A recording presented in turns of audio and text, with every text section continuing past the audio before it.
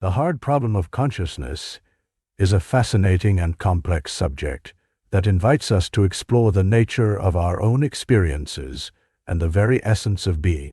This concept was prominently introduced by philosopher David Chalmers, who laid down a thought-provoking puzzle that challenges our understanding of consciousness itself. At its core, the hard problem asks a fundamental question: how do subjective experiences arise from physical processes in the brain? While science has made remarkable strides in understanding the brain's structure and function, it still struggles to explain how our inner experiences, feelings, and perceptions emerge from the tangled web of neurons and synapses that make up our physical reality. Imagine for a moment the experience of tasting a ripe, juicy strawberry. You can describe the process of eating it, how the strawberry looks, the texture, the sweetness. But what about the actual feeling of taste? What accounts for that burst of flavor and the vibrant sensations that accompany it? This is where the hard problem starts to take shape. It is not enough to know that certain brain activity correlates with the experience of taste. We want to understand why that particular brain activity gives rise to the subjective experience of flavor. Chalmers highlights two levels of understanding consciousness: the easy problems and the hard problem. The easy problems involve explaining behaviors and cognitive functions. For example, we can study how the brain responds to stimuli, how it processes information, and how certain brain areas are involved in memory or decision-making. These aspects are indeed complex and require thorough investigation, but they focus on measurable phenomena. In contrast, the hard problem dives deep into the qualitative aspect of experiences, what it is like to be conscious. This includes the sensations of colors, sounds, emotions, and thoughts. It raises the question of why certain brain processes are accompanied by a subjective experience at all, and why they feel the way they do. It suggests that there is an intrinsic, qualitative side to consciousness that is elusive to purely physical explanations. One illustrative analogy is to think about a computer. We can observe how a computer processes data, executes commands, and performs tasks efficiently. However, if a computer were to develop subjective experiences, we would still be left wondering what it feels like to be that computer. Does it experience anything at all? Chalmers suggests that traditional neuroscience may not be sufficient to address this deeper level of inquiry, as it primarily focuses on observable behaviors rather than the rich inner life that consciousness entails. The implications of the hard problem extend beyond academic discussions. It invites us to question the nature of existence, the relationship between mind and body, and even what it means to be human. If our consciousness is indeed a distinct phenomenon, it opens up a realm of possibilities about other forms of life and intelligence that may exist beyond our current understanding. Chalmers presents several theories to grapple with this enigma, including the idea of Panpsychism, which posits that consciousness might be a fundamental aspect of the universe, present in all matter to varying degrees. This perspective challenges our conventional view of consciousness as something that only arises in complex organisms like humans, and suggests that even simple entities, such as atoms and particles, could possess some form of awareness. Another consideration is the role of functionalism, which suggests that mental states are defined by their roles in a system rather than their physical composition. Under this view, consciousness could emerge from certain processes, but it does not necessarily depend on the physical substrate. This raises intriguing questions about the potential for artificial intelligence and whether a sufficiently advanced machine could possess its own form of consciousness. As we delve into these ideas, it becomes evident that the hard problem of consciousness forces us to confront our own understanding of existence. It blurs the lines between science and philosophy, pushing us to consider profound concepts like self-awareness, perception, and the subjective reality each individual holds. Moreover, it challenges us to think about what it means to be a conscious being. Is consciousness merely a byproduct of evolution and biological processes, or does it serve a deeper purpose in our existence?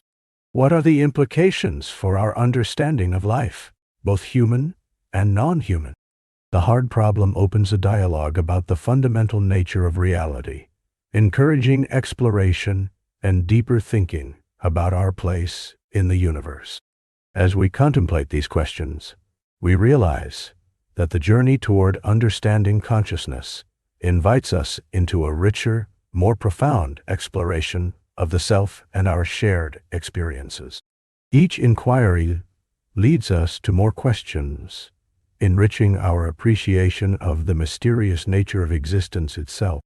In pondering the hard problem of consciousness, we are not only exploring the essence of our own awareness, but also embarking on a journey of discovery that spans philosophy, science, and the core of our human experience. It is a reminder that the quest for knowledge is not just a pursuit of facts, but a deeper exploration of what it means to perceive, to feel, and to exist. Through this inquiry, we engage with the very fabric of consciousness, unraveling the intricate tapestry that connects us all. Imagine a room painted in a serene, calming color. It is filled with books, posters, and paraphernalia dedicated to the study of color and the science of perception. This room belongs to a woman named Mary. She has spent her entire life in this room, surrounded by all kinds of information about color, wavelengths of light, and the neurological underpinnings of vision. Mary is a brilliant scientist, deeply knowledgeable about the physical processes that occur when we see colors. However, there's one crucial detail. Mary has never experienced color herself. She has been confined to a monochrome environment, perhaps due to an unusual circumstance at birth. Now, imagine that Mary has developed a complete understanding of all the scientific facts about color. She knows about light waves, about how they hit the retina, and how the brain processes this information to perceive color. She has read every book and studied all the theories. But one day, Mary is released from her room into the vibrant, living world, full of colors she has only understood intellectually. As she steps outside, she suddenly sees the bright blue sky, the vibrant green grass, and the rich hues of blooming flowers. At this moment, one might wonder, does Mary learn something new? Has her experience of stepping into the colorful world provided her with knowledge that she could not acquire while she was in her monochrome room? This thought experiment, known as Mary's room, raises fascinating questions about the nature of consciousness and experience. On one side, we have the physicalist view, which argues that everything in the universe, including thoughts, feelings, and perceptions, can ultimately be explained by physical processes. According to this view, knowing all the scientific facts about color should entail knowing what it is like to experience color. Hence, if Mary truly understands all the scientific knowledge about color, it is suggested that she should already be aware of what it feels like to see those colors. However, the contrary perspective argues that there is a distinct difference between knowing something intellectually and experiencing it emotionally or perceptually. When Mary sees the colors for the first time, it seems to highlight an aspect of knowledge that goes beyond mere physical fact. This suggests that our conscious experiences are not wholly reducible to physical explanations alone. Consider this. When you taste a ripe strawberry or hear your favorite piece of music, The sensation is drawn from more than just chemical reactions or sound waves. It is an amalgamation of personal experiences, emotions, and unique perceptions that contribute to understanding those sensations. The intricate pleasures we derive from these experiences give life a richness that solely scientific explanations might fail to capture fully. The deeper implication of Mary's room is that there may be aspects of consciousness, qualia, as they are termed, that remain elusive to objective scientific inquiry. Qualia are the subjective qualities of experience that cannot be fully articulated through words or scientific measurements. The vividness of red or the soothing resonance of a favorite melody exists within individual perceptions and cannot be entirely conveyed through data or formulas. Furthermore, what does this mean for our understanding of consciousness in artificial intelligence or neuroscience? If machines were to acquire knowledge only through data, would they ever grasp the subjective experience of a sunset or the emotional weight of a beautiful song?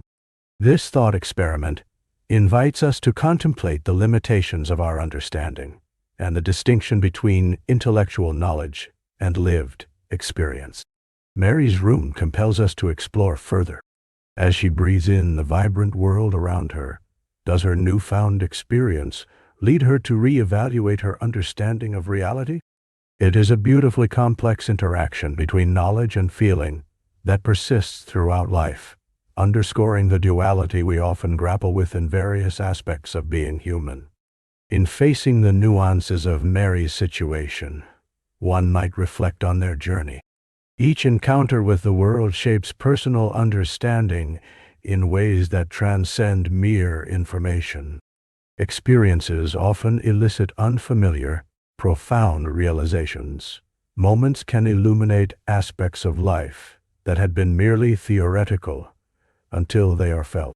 As we progress through our lives, much like Mary, absorbing facts, delving into science and experiencing humanity, we discover layers of understanding embedded in personal moments.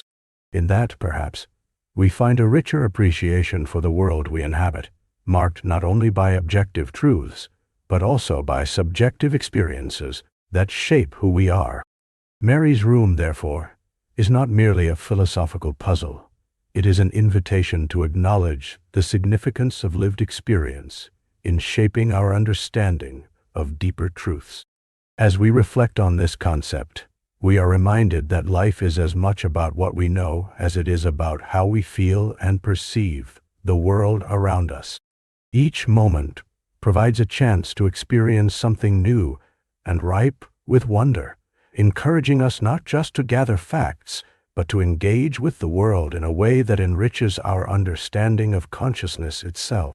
So next time you find yourself immersed in the colors of a sunset or the notes of a melody, remember Mary, a brilliant mind who, in stepping out of her room, reminded us that there's a transformative power in experiencing the world fully, far beyond the grasp of theoretical knowledge. In the realm of philosophy and artificial intelligence, one of the most thought-provoking concepts is the Chinese room argument devised by John Searle. This thought experiment invites us to ponder the nature of understanding and consciousness.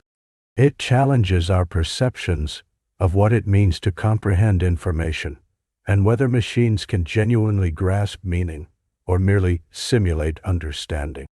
To set the stage, imagine a scenario where you are placed inside a closed room equipped with a large batch of Chinese symbols. You do not know a word of Chinese. However, the room contains a comprehensive set of instructions in English, guiding you on how to manipulate these symbols.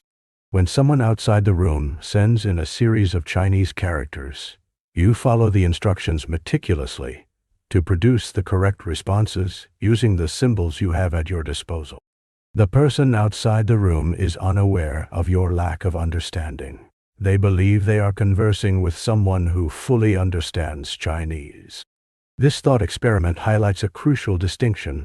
While you, as the individual in the room, can effectively respond to the Chinese characters by following the rules in the instruction manual, you do not possess any real understanding of the language itself. You are merely performing a series of operations without any knowledge of what those operations mean. This brings us to the central question of the Chinese room argument. Can a computer, through its programmed responses, demonstrate true understanding? Or is it simply following a set of instructions without any comprehension? Searle's argument leads us to explore the capabilities of computers and artificial intelligence. As technologies progress, we see machines that can process and analyze data at incredible speeds, generating responses that may appear intelligent. Chatbots and virtual assistants are excellent examples. They can engage in conversations, provide answers to questions, and even generate creative content. However, Searle invites us to consider whether these machines possess true understanding or are simply adept at manipulating symbols based on predefined algorithms. To delve deeper, let's consider the implications of this argument in relation to human cognition. Humans possess a unique capacity for understanding shaped by emotions, experiences, and consciousness. We relate to language not just as symbols, but as vehicles for conveying meaning, intent, and nuance. This understanding is rooted in our lived experience.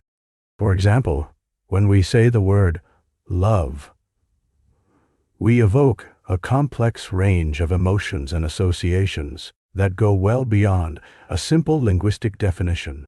A machine, on the other hand, may process the term based on algorithmic patterns without experiencing the emotional weight that humans attach to it. As we explore this thought experiment further, it also raises questions about the nature of consciousness itself. What does it mean to be conscious? Is it merely the ability to respond to stimuli, or is it an intrinsic awareness of one's existence and experiences? Searle's argument suggests that a system's ability to replicate intelligent behavior does not equate to possessing consciousness or understanding. In essence, the machine is operating as a sophisticated tool, but it lacks self-awareness and subjective experience. The Chinese room argument has sparked significant debate within the fields of philosophy, cognitive science, and artificial intelligence. Critics of Searle's perspective argue that understanding could arise from complex systems engaging in intricate processes. They propose that just as humans can engage in language without conscious reflection in certain situations, perhaps machines can also achieve a form of understanding through sheer computational capacity. This stance gives rise to discussions about the future of AI and the potential for machines to evolve into entities capable of understanding. Despite the diverse viewpoints, Searle's thought experiment serves as a vital checkpoint in our examination of consciousness, cognition, and the capabilities of artificial intelligence. The distinction between simulating understanding and possessing true understanding remains a fundamental question as we navigate the evolving landscape of technology. As we increasingly integrate AI into everyday life, the implications of these philosophical inquiries become more pressing. Will machines that replicate human behaviors lead us to reevaluate our definitions of intelligence and understanding? How do we reconcile the efficiency of computational systems with the depth of human experience? These questions prompt us to reflect on the evolving relationship between humanity and technology, pushing us to consider what it means to think, to know, and ultimately, to connect. In conclusion, the Chinese room argument invites us to embrace a deeper awareness of our cognitive processes, while also recognizing the potential limitations of artificial systems. It encourages exploration beyond mere technical functionality, urging us to investigate the essence of understanding and consciousness in both human and machine. This journey into the philosophical implications of AI is not only a quest for knowledge, but also a reflection of our own humanity and the intricate tapestry of existence we navigate. Through this lens, we can better appreciate the role of understanding in our interactions and the ways in which we relate to the world around us. Whether we view ourselves as conscious beings or as advanced machines, the quest for understanding remains a profound and essential pursuit. The binding problem is one of the most fascinating mysteries in neuroscience, exploring how our brains integrate distinct pieces of information to create a single, coherent conscious experience. Imagine walking through a vibrant forest. Your senses are bombarded with colors from the leaves, sounds from chirping birds, and scents from blooming flowers. Yet, despite this overwhelming influx of information, you experience it all as a single event. This seamless experience is what researchers aim to understand through the lens of the binding problem. At the core of this mystery lies the question of how our brain brings together diverse sensory inputs. Each sense operates via distinct neural pathways. Visual information is processed in the occipital lobe at the back of the brain, while auditory signals are addressed in the temporal lobe. These pathways function independently, and yet somehow your brain combines them to form a unified perception of your surroundings. Scientists refer to this integration as binding. Consider a simple example. When you watch someone play the piano, you are not only seeing the movements of their fingers on the keys, but also hearing the notes that they produce. Your brain synthesizes the movement and sound into one recognizable action. How does it do this? Neuroscientists have proposed various theories, one of which is the idea of neural synchrony. This theory suggests that neurons firing together at the same frequency might denote specific features of an object or event. By synchronizing their activity, they signal that these features belong to the same perception. Another leading hypothesis revolves around global workspace theory. This model suggests that certain pieces of information become highlighted and made more available to different cognitive processes. When information enters this global workspace, it is as if it is being broadcast throughout the brain, allowing various systems to contribute to a unified understanding of the experience. In efforts to explore the binding problem, researchers have used various experimental techniques. One common method is to study patients with specific brain damage. For instance, individuals with split brain syndrome, who have had their corpus callosum severed, show remarkable insights into how our hemispheres communicate. After such a procedure, the left eye might see something, while the right hemisphere processes it differently than the left. These cases provide critical insights into how integrated our brain functions under normal circumstances. Moreover, neurological studies have utilized visual illusions to further investigate binding. Consider the famous Canisa triangle illusion. In this illusion, even though there are no actual lines forming a triangle, our brains fill in the gaps, creating the perception of an object that isn't physically there. This demonstrates how our brain actively constructs our reality by binding visual information in innovative ways. Researchers are also turning toward advanced imaging techniques like functional magnetic resonance imaging, fMRI, and electrophysiological recordings to observe brain activity in real time. These technologies allow scientists to see which areas of the brain light up in response to various stimuli, providing clues about how the binding process occurs. Navigating through the colors, shapes, and sounds that compose our experiences sheds light on how our cognitive processes are intertwined.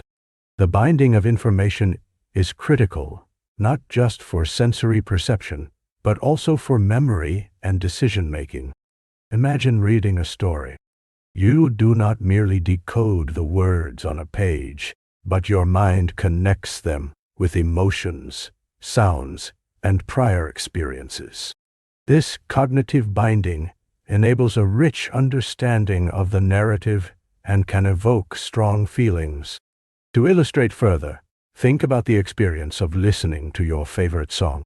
As you hear the melody, memories might surface, flooding your mind with images and emotions tied to moments spent with people you love.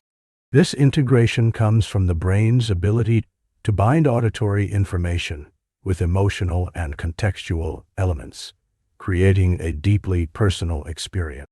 Scientists explore behind-the-scenes components of such binding by studying how music and language activate overlapping networks in the brain.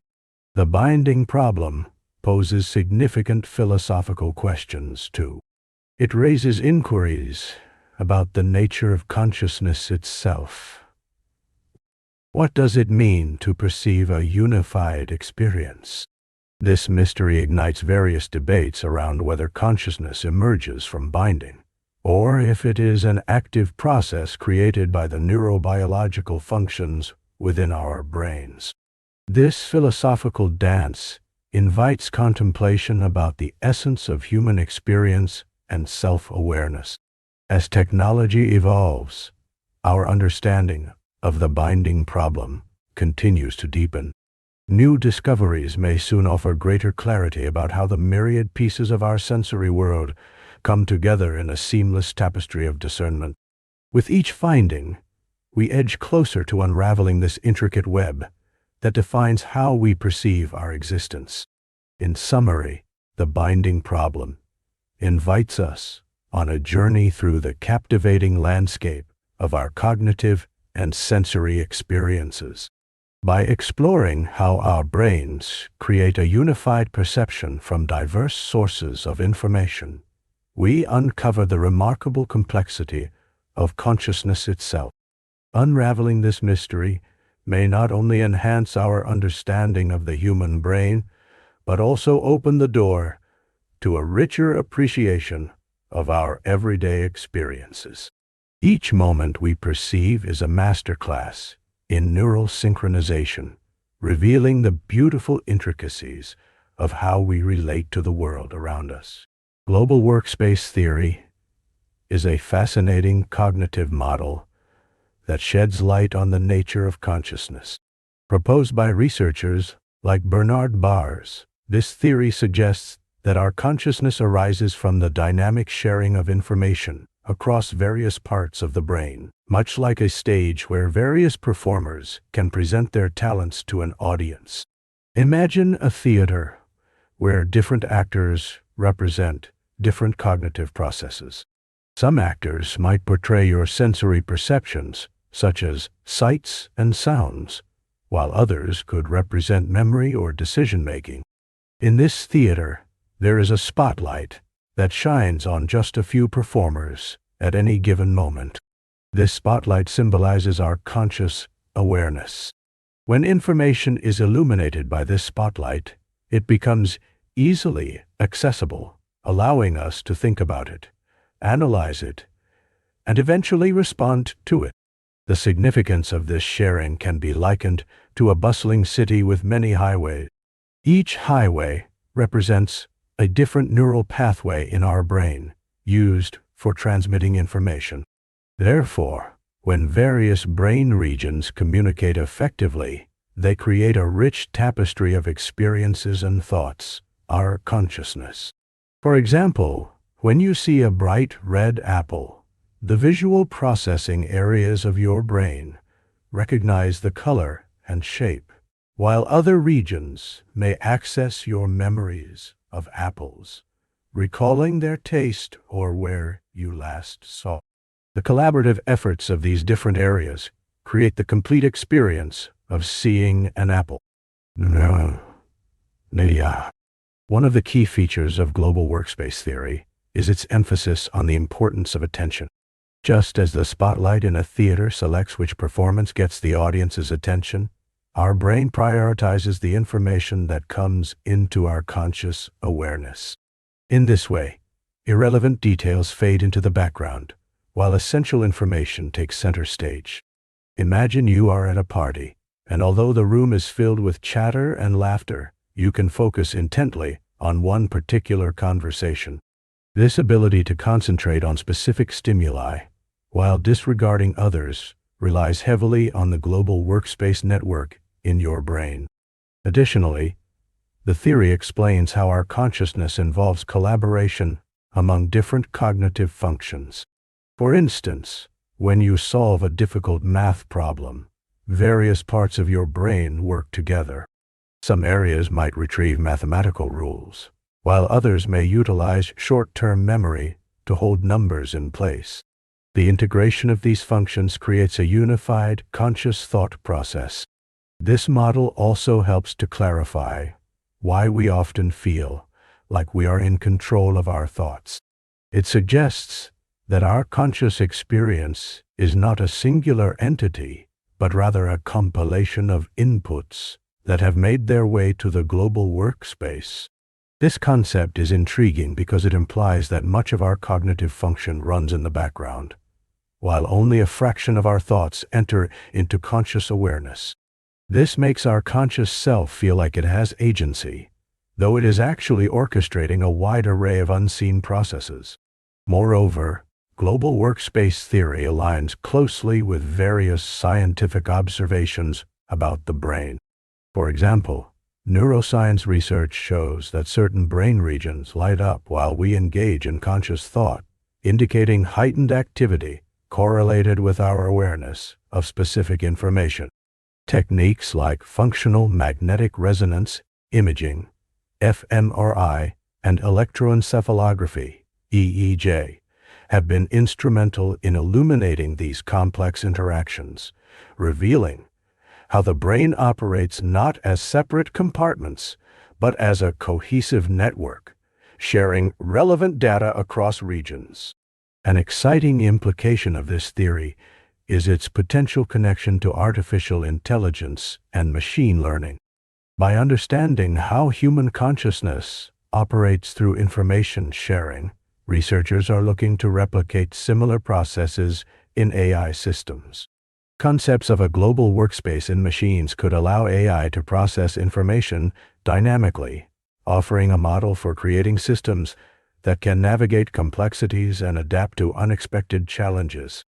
Global workspace theory does not only apply to individual consciousness, but also opens up discussions about collective awareness. In social settings, individual minds may interact in a shared context, generating communal thoughts and insights.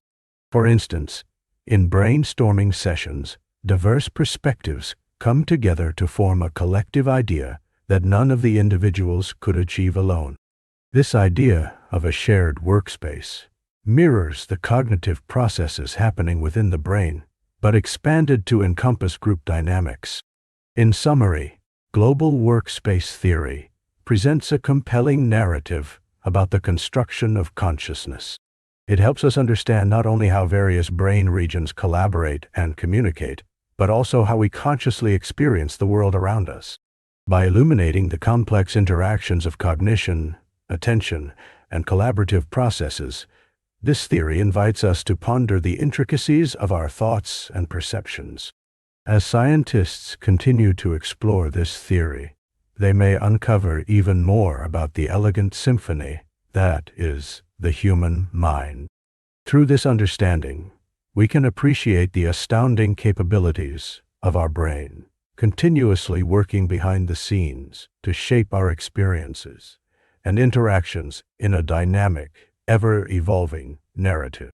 In the vast tapestry of knowledge that humanity has woven over centuries, few concepts spark as much intrigue as panpsychism. This philosophical idea proposes that consciousness is not merely the exclusive domain of humans, or perhaps even animals, but rather an intrinsic quality embedded within all matter throughout the universe. Imagine for a moment a world where the very atoms and particles that compose the stars, The rivers and the stones share a certain awareness, a flicker of consciousness that underlies existence itself. To understand panpsychism, let us first explore the nature of consciousness.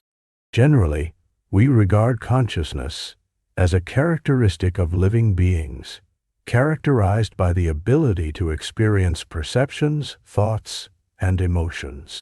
It is a phenomenon that underlies our sense of self, our dreams, and our experiences in daily life. But what if consciousness exists on a more fundamental level? What if the fabric of reality itself is woven with threads of awareness? Consider this a bit more deeply. When we look at a tree, we often admire its beauty, its intricate branches, and the rustling leaves. According to Panpsychism, the tree is not just a passive organism. It is suggested that even its cellular structures and the molecules within them might possess a form of awareness. This thought encourages us to rethink our relationship with nature and the cosmos. Every stone in a riverbed, every droplet of water cascading down a waterfall, may carry with it a form of consciousness, however primitive or fragmented it may be. Panpsychism finds support within various philosophical traditions. In ancient philosophy, certain schools of thought propose that all things possess a spirit or mind, a notion echoed through the ages in various cultures. The ancient Greeks, for instance, spoke of animism, the belief that objects and elements of nature possess a spiritual essence. Similarly, in Eastern philosophies, the interconnectedness of all beings is a prevalent theme that resonates with the idea of consciousness permeating the universe. Modern discussions of panpsychism often invoke scientific consideration. The challenge of consciousness has remained one of the most perplexing questions in science and philosophy alike. How does the complex interplay of neurons in our brains translate to subjective experience? In the quest to uncover the depths of consciousness, some thinkers propose that we expand our understanding beyond the human experience. What if consciousness is not something that emerges at a certain level of complexity, but is instead a fundamental quality present from the start? This perspective prompts fascinating inquiries into the universe's nature. If consciousness is ubiquitous, then it could imply that everything, from the smallest subatomic particles to colossal galaxies, participates in a shared tapestry of experience. This approach encourages a sense of unity, suggesting that we are not separate entities wandering alone through space and time, but rather intertwined threads in the greater fabric of existence. In daily life, panpsychism elevates our perception of the world around us. When we stroll through a garden, the vibrant colors of the flowers or the song of the birds take on a deeper significance. Each bloom, each creature possesses a consciousness that contributes to the collective vitality of the environment. This perspective beckons us to appreciate the subtle interactions that shape our reality, inviting us to see beauty and value in all aspects of the world. Furthermore, panpsychism may lead us to ponder ethical implications tied to our treatment of nature. If we entertain the notion that all matter possesses a form of awareness, our approach to the environment may shift. The practice of reducing nature to mere resources could be viewed as a disregard for the consciousness intertwined with material existence. Engaging with the idea of panpsychism may inspire compassion and a heightened sense of responsibility towards the planet and all its inhabitants. While the concept of panpsychism is still debated among philosophers and scientists, it reveals a rich landscape of intriguing possibility. By expanding our understanding of consciousness, we are invited to reevaluate our relationships with the universe and all it encompasses. Whether we consider the dance of a leaf in the wind or the majestic movement of galaxies, each element can be perceived as part of a dynamic interplay of awareness. Some contemporary thinkers have delved into how this perspective intersects with modern physics. Quantum mechanics, the branch of science that examines the behavior of particles on the tiniest scales, has introduced notions that challenge our classical understanding of reality. This has led to discussions on whether consciousness could somehow influence these particles, suggesting a potentially interactive relationship between consciousness and matter. As we contemplate panpsychism, we may not find definitive answers to what consciousness is or how it operates. Still, we embark on a journey of exploration, embracing the complexities that make up our universe. This inquiry can awaken our curiosity and wonder, reminding us of the mysteries that surround existence. It nurtures a deeper awareness of our place within the cosmos, while encouraging us to seek connections in every interaction and experience.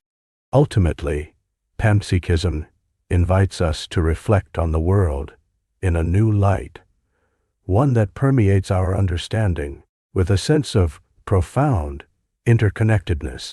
Embracing this perspective may not only enrich our experiences, but also help shape a future that honors the consciousness inherent in all things, fostering greater empathy and respect for the universe and its myriad forms of life. Integrated Information Theory, or EIT, presents a fascinating perspective on consciousness. At its core, the theory posits that consciousness arises from how information is integrated within a system. This idea was primarily developed by neuroscientist Giulio Tononi in the early 2000s and has since garnered considerable attention in both scientific and philosophical circles. To grasp this theory, think of consciousness as a complex tapestry woven from countless threads of information. Each thread represents different activities and interactions within a system, such as a brain or a computer network. The way these threads interweave, how they connect, influence, and inform one another, determines the richness and depth of consciousness. The more integrated the information, the stronger the conscious experience. For instance, consider a simple light bulb. It responds to electrical input, but does not integrate this information in a meaningful way. The bulb turns on or off, yet it lacks awareness or experience. Now, picture a sophisticated artificial intelligence.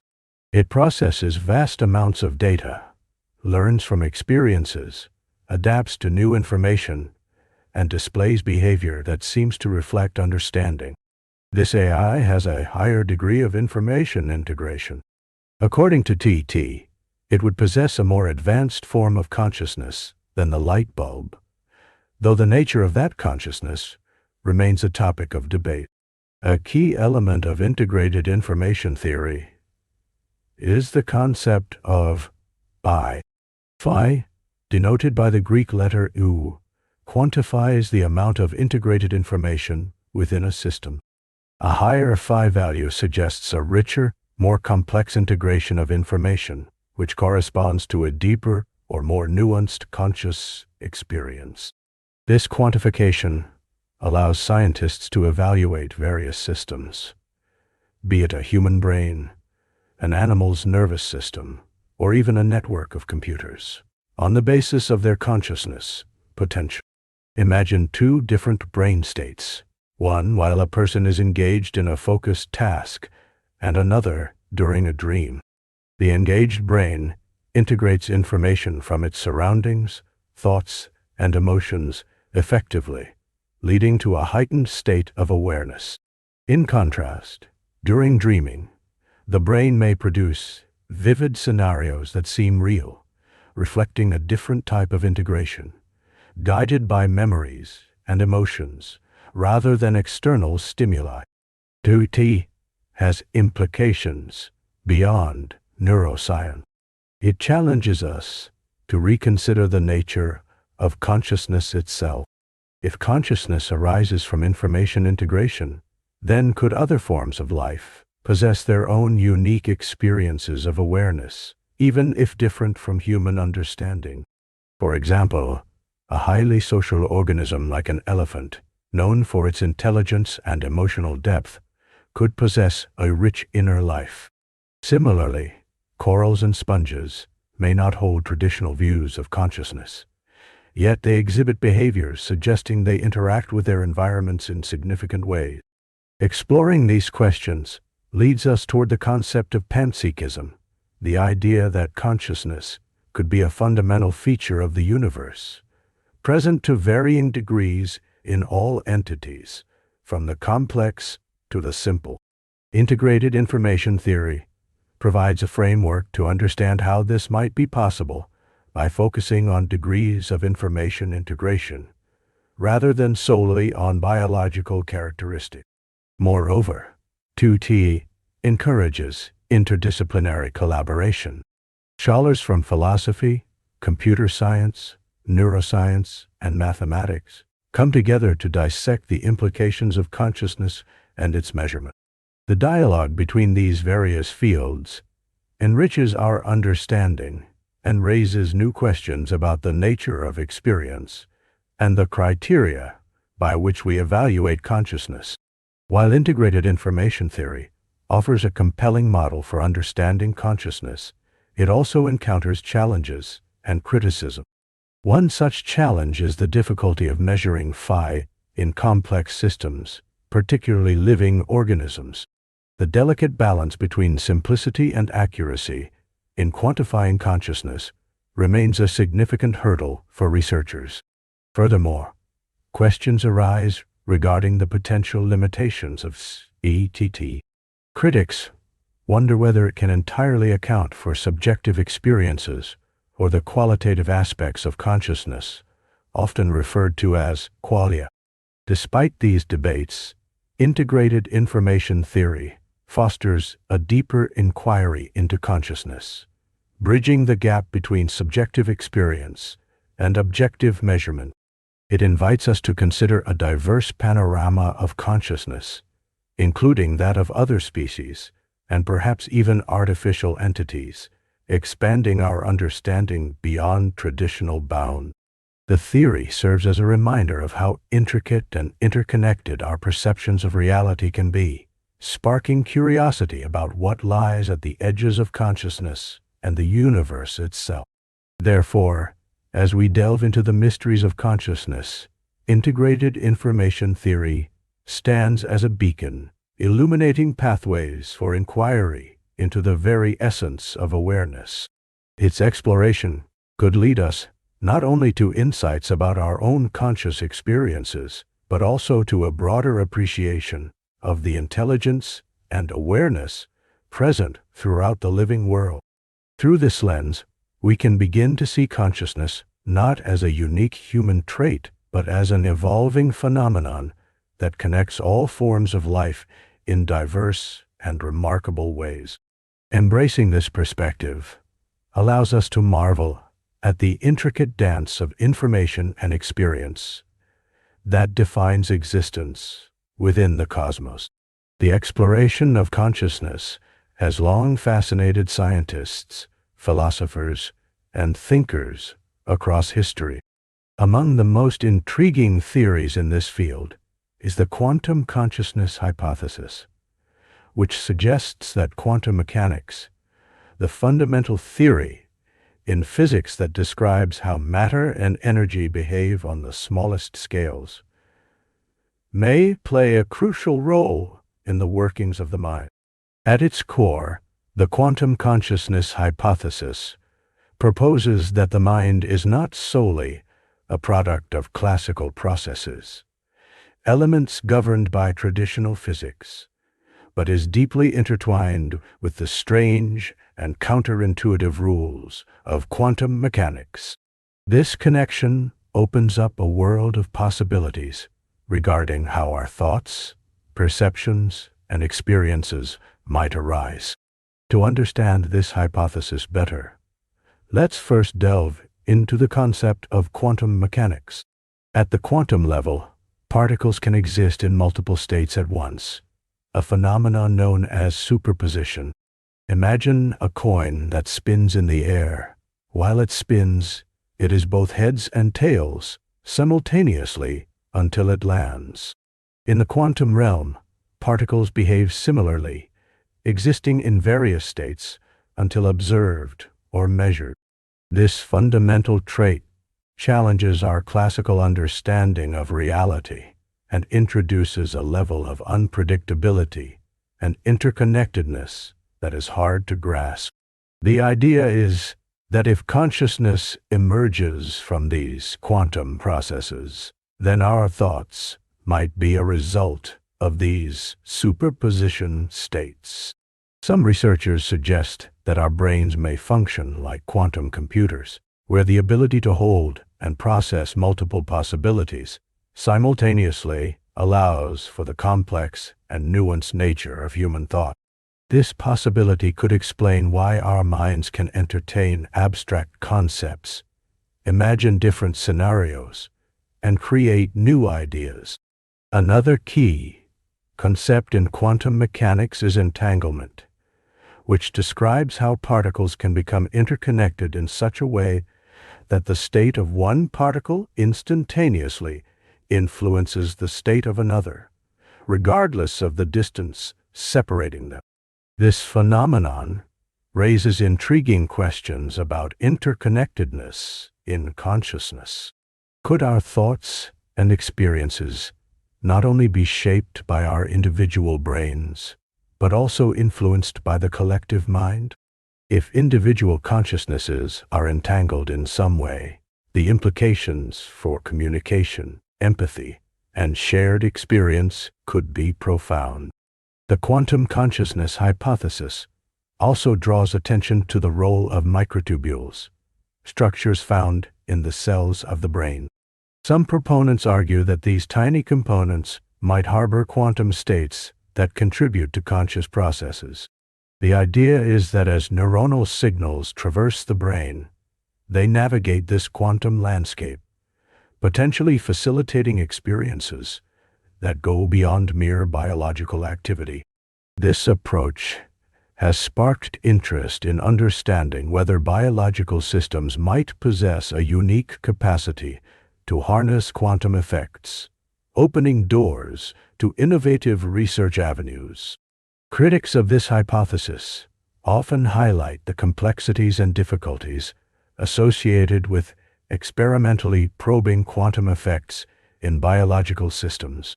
The warmth and noise of the brain, which are typical in living organisms, might disrupt delicate quantum states, hence casting doubt on the viability of quantum consciousness. Nevertheless, exploration continues, with researchers striving to demonstrate whether these ideas can be substantiated through observation and experimentation. So, what does this all mean? If quantum processes are indeed integral to consciousness, then our understanding of what it means to be aware might shift dramatically. It could suggest that consciousness is not merely a byproduct of neural networks, but a dynamic interplay of quantum events. This shift in perspective could reshape how we approach philosophical questions around the nature of reality, free will, and identity. Imagine a world where consciousness is seen as a fluid, connected experience rather than a fixed state. In this view, thoughts could be considered waves of potential, rising and falling, merging and diverging, creating a rich tapestry of human experience. Our ability to think, feel, and create might be just the surface of a deeper underlying quantum reality, teasing apart the boundaries of individuality, while fostering a sense of shared existence. The implications extend beyond individual understanding to the very nature of life itself. It raises questions about the consciousness of other beings, potentially extending to animals or even plant life, suggesting that we may not be as isolated as we once believed. What if other forms of consciousness resonate with quantum phenomena in ways we have yet to comprehend? Such ideas challenge our traditional hierarchies, urging us to reevaluate our perspective on life and consciousness in the universe. Novelty and wonder are essential to appreciating the unknown. The quantum consciousness hypothesis is not merely the stuff of science fiction. It invites us to engage with fundamental questions and expand the horizon of human understanding. It dares us to ask what consciousness truly is and how interconnected we might be, providing a framework that bridges science fiction and scientific inquiry. As humanity continues to uncover the mysteries of the mind, the dance between quantum mechanics and consciousness sparks both excitement and curiosity. With each step forward, we peel back the layers of our own existence, uncovering the delicate interplay of reality within the vast expanses of thought and the universe. This journey into the depths of consciousness promises a future rich with discovery, challenging the limits of what we consider possible and reminding us of the unfathomable intricacies of life itself. As our understanding evolves, we might find that in exploring consciousness, we are, in part, exploring the very essence of the cosmos itself. The human brain is one of the most intricate and fascinating organs in the body, serving not only as the central unit for processing information, but also as the seat of our thoughts, emotions, and perceptions. Among the many areas of neurological research, the split brain experiments stand out as a captivating exploration of how our consciousness can function in distinct and sometimes surprising ways. To understand these experiments, let's first delve into the structure of the brain. The brain is divided into two hemispheres, the left and the right, connected by a thick band of neural fibers known as the corpus callosum. This structure plays a crucial role in facilitating communication between the two halves, allowing them to work in harmony. However, in certain medical cases, particularly severe epilepsy, doctors have chosen to sever the corpus callosum to prevent seizures from spreading across the brain. This surgical procedure leads to what is referred to as a split brain condition. Researchers began studying these patients who had undergone the corpus callosum cut to investigate how their cognition changed as a result. What they discovered was both intriguing and perplexing. The split brain experiments revealed that each hemisphere of the brain has its own specialized functions.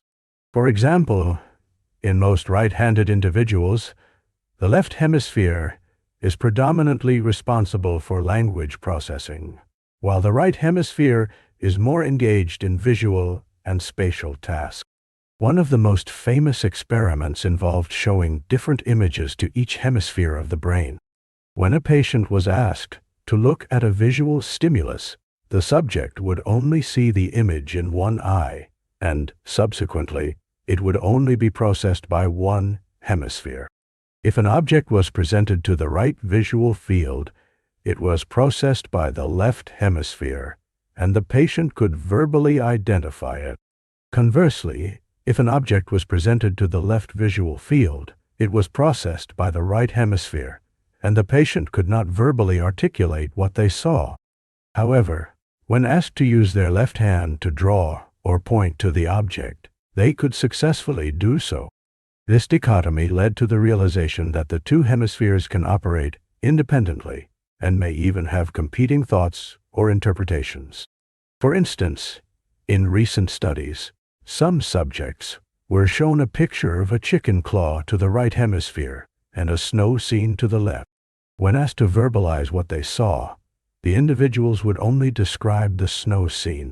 Yet, pointing to an appropriate image, they would select a chicken, since that is what the right hemisphere recognized.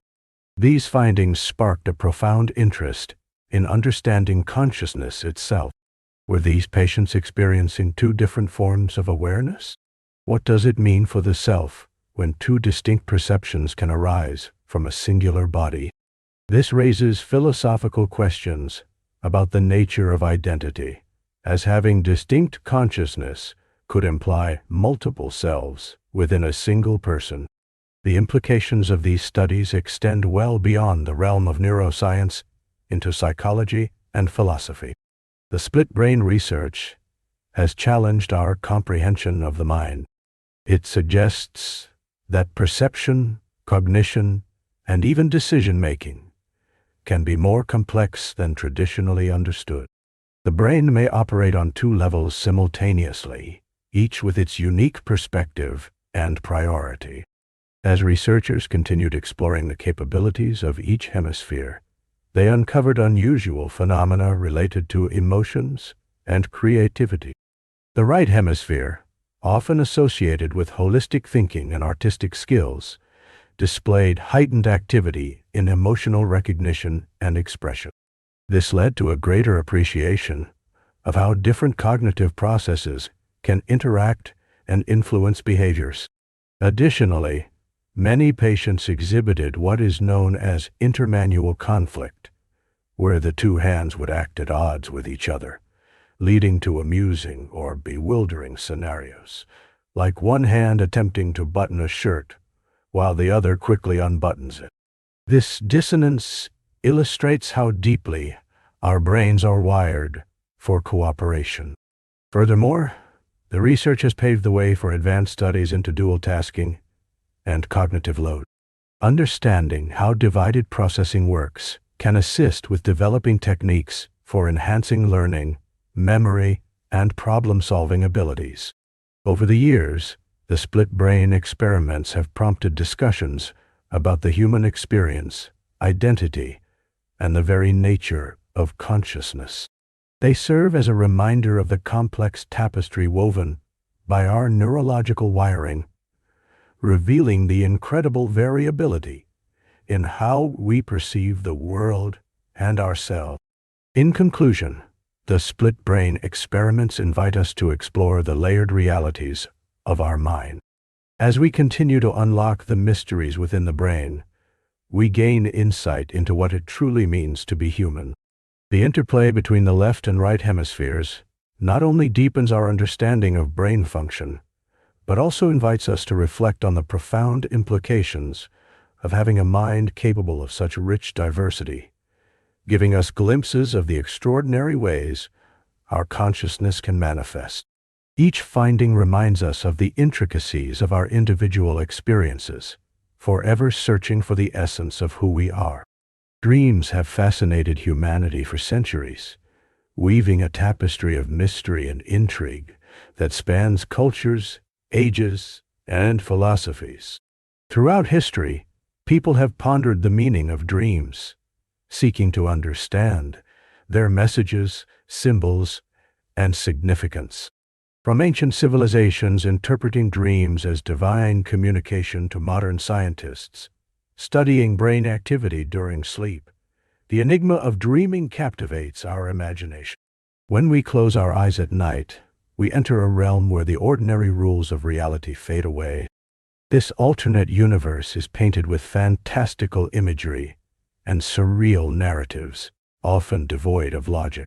One moment, you may find yourself soaring through the skies like a bird, and in the next, you're navigating a labyrinth constructed from your own thoughts and emotions.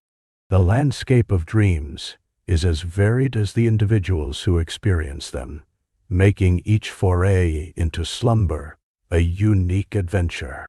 Dreams can often reflect our deepest fears, aspirations, and memories. They might replay experiences from our waking life, or combine fragments of our daily thoughts into new, bizarre constructs. A simple encounter from earlier that day could morph into an elaborate dream sequence, revealing underlying anxieties or desires we may not consciously recognize. This is part of what makes the study of dreams so intriguing. Each dream holds a mirror to our psyche, revealing facets of ourselves that are often hidden during conscious hours. Among the most fascinating subfields of dreaming is lucid dreaming. This phenomenon occurs when a person becomes aware that they are dreaming while still within the dream state. Imagine stepping into a film where you know the plot twists, characters, and settings are all shaped by your imagination. Lucid dreaming transforms our subconscious narrative into a conscious playground, allowing us to interact with our dreams in astonishing ways. The experience of becoming a lucid dreamer often begins with an epiphany during a dream. Perhaps something feels slightly off, a detail that doesn't quite match reality, or an event that raises questions. This moment of realization can ignite an awareness, opening the door to a world where you can take control of your actions and decisions. By learning to recognize the signs of dreaming, individuals can craft their dream experiences, altering storylines, engaging with dream characters, or exploring landscapes limited only by their imagination. There are various techniques to enhance the likelihood of lucid dreaming. One common method is reality testing, wherein individuals frequently question their waking reality throughout the day. This practice creates a habit that may carry over into dreams. For instance, one might look at their hands and ask themselves if they are dreaming. In dreams, hands often take on curious, distorted forms, serving as a cue for the dreamer to realize they are in an alternate state of consciousness. Another technique focuses on maintaining a dream journal.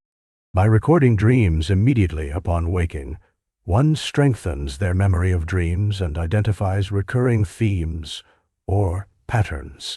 By doing this, dreamers can train their minds to recognize familiar elements when they appear in future dreams, enhancing their chances of achieving lucidity. The benefits of lucid dreaming can be quite profound. Some people harness this ability to confront fears, practice skills, or even spark creativity. Imagine being able to tango with your anxieties directly, transforming them into challenges that you can overcome in the safety of your mind. Others find they can rehearse presentations, perform music, or tackle projects within the surreal confines of their dreams, effectively sharpening their skills in the most imaginative way. Many lucid dreamers describe their experiences as incredibly vivid and life-affirming. The sensations, colors, and emotions can be so intense that they rival waking experiences. When the distinction between reality and dreams blurs, it can foster a sense of empowerment and self-discovery. Embracing the adventure of a lucid dream becomes a journey where the dreamer is both the architect and explorer of their own subconscious realm. Lucid dreaming also has a place in mental health. For some, it offers an opportunity to safely confront trauma, phobias, or stressors in a controlled environment, promoting healing and resilience. Furthermore, the creative possibilities are endless as individuals dive into colorful landscapes filled with inspiration, often resulting in artistic or written works that reflect their dream encounters. As we unravel the mystery of dreams, the journey into the unconscious offers not just an escape, but a deeper understanding of ourselves. By embracing the enigmatic nature of dreaming and the thrilling potential of lucidity, we open doors to exploration that expand well beyond the confines of our waking lives. In this dreamscape, we are free to explore, discover, and transform, letting our imagination soar across the horizons of possibility. So, as you embark on this nightly adventure, remember that the realm of dreams is waiting, ever full of wonder, insights, and opportunities just beyond the veil of slumber. Near-death experiences, often referred to as NDEs, have captivated the curiosity of many, ranging from scientific communities to the general public. These experiences frequently emerge during life-threatening situations, where individuals report vivid and often transformative encounters that seem to transcend ordinary life. What makes them fascinating is not just their mysterious nature, but the profound insights and emotional depth they tend to convey. Reports of near-death experiences typically share common elements, providing a framework for understanding what people go through during these critical moments. One of the most frequently reported phenomena is the sensation of being outside of one's body. Individuals describe viewing themselves from above, observing the medical staff working to revive them, or seeing their surroundings from an elevated perspective. Imagine floating above, feeling light and unencumbered, while below you, life continues, seemingly unchanged. This observation can lead to an overwhelming feeling of peace and calm. Many recount a sense of detachment from the struggles and emotions of their physical existence. It's as if they are enveloped in a comforting embrace, allowing them to escape any pain or distress they previously faced. This feeling can evoke a sense of wonder about the nature of consciousness and its potential existence beyond physical forms. Another common thread in these experiences is the journey through a tunnel or towards a brilliant light. People describe darkness, giving way to a radiant, welcoming light that draws them closer. This light is often perceived not as harsh or blinding, but as gentle and comforting, exuding warmth and love. Imagine stepping into a beautiful garden filled with vibrant colors and fragrant flowers, where every sense feels amplified. This illumination is frequently associated with feelings of connection, love, and acceptance, enriching the experience beyond typical earthly sensations. Encounters with deceased relatives or spiritual beings frequently occur as well. Many individuals recount meeting loved ones who have passed on, feeling an indescribable sense of reunion and safety. This meeting often seems to happen in a serene environment that transcends earthly boundaries. Envision a serene scene by a stream, surrounded by a lush forest, filled with light and harmony, where the presence of these loved ones offers reassurance and guidance. Some experience life reviews during their NDE, reflecting on significant moments from their lives. This review is not merely a collection of memories, but appears as a deeper understanding of their actions and the impact they have had on others. It is as if one is shown the ripples their existence has created, understanding lessons through a lens of compassion and empathy.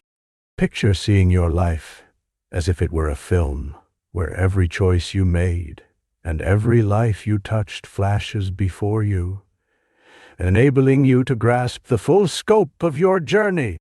Despite the variety of accounts, people often describe these experiences as life-changing, instilling a newfound zest for existence and altering their perspectives significantly. After returning to their bodies, many report a heightened appreciation for life and a shift in priorities, opting for more meaningful interactions and deeper connections with others. Imagine returning to your daily life, infused with a fresh vision, recognizing that each moment is precious and worth cherishing. Furthermore, NDAs frequently challenge people's preconceived notions about death and what lies beyond. While some may have approached this topic with fear, after an ND, individuals often find comfort in the idea that there is something more awaiting them, diminishing anxiety and promoting a sense of hope. Numerous studies attempt to understand the neurological and psychological aspects of these experiences, analyzing changes in brain activity, paired with the emotional responses that result during extreme stress or trauma. While science continues to investigate, the personal anecdotes shared by those who have experienced NDs present a rich tapestry of human insight that goes beyond mere physical explanation. This intersection of science and personal report opens avenues for exploring consciousness, spirituality, and the essence of existence. As we continue to learn from these stories, NDs invite us to ponder deeper questions about our essence, our connections with others, and the larger tapestry of life. They serve as a reminder of the profound mysteries that still remain, encouraging exploration and dialogue across different cultures and belief systems. In the end, the compelling nature of near-death experiences extends beyond scientific inquiry. They challenge us to reflect on who we are and what we might become. Through these vivid accounts, we glimpse a world filled with love, connection, and mystery, prompting us to embrace the present and explore the layers of our existence with renewed eyes. The stories of those who have danced with death and returned to life invite us to keep alive the sense of wonder that lies at the heart of being human, encouraging a rich, engaged, and meaningful life. Out-of-body experiences, often abbreviated as OBS, are intriguing phenomena reported by many individuals around the world. These experiences can stir fascination and wonder, as they involve a person perceiving themselves as separate from their physical body, often observing their surroundings from a different vantage point. Imagine a scenario where you feel a sense of floating above your body, witnessing the scene below as if you were an observer rather than a participant. This remarkable sensation can be both enlightening and unsettling, depending on the context of the experience. Accounts of OBS can vary widely. Some individuals describe a bright light or tunnel, similar to experiences reported during near-death situations, where they feel drawn towards a serene, glowing presence. Others recount detailed observations of their environment from a height, leading to uncanny insights about conversations happening around them that they should theoretically have been unable to hear.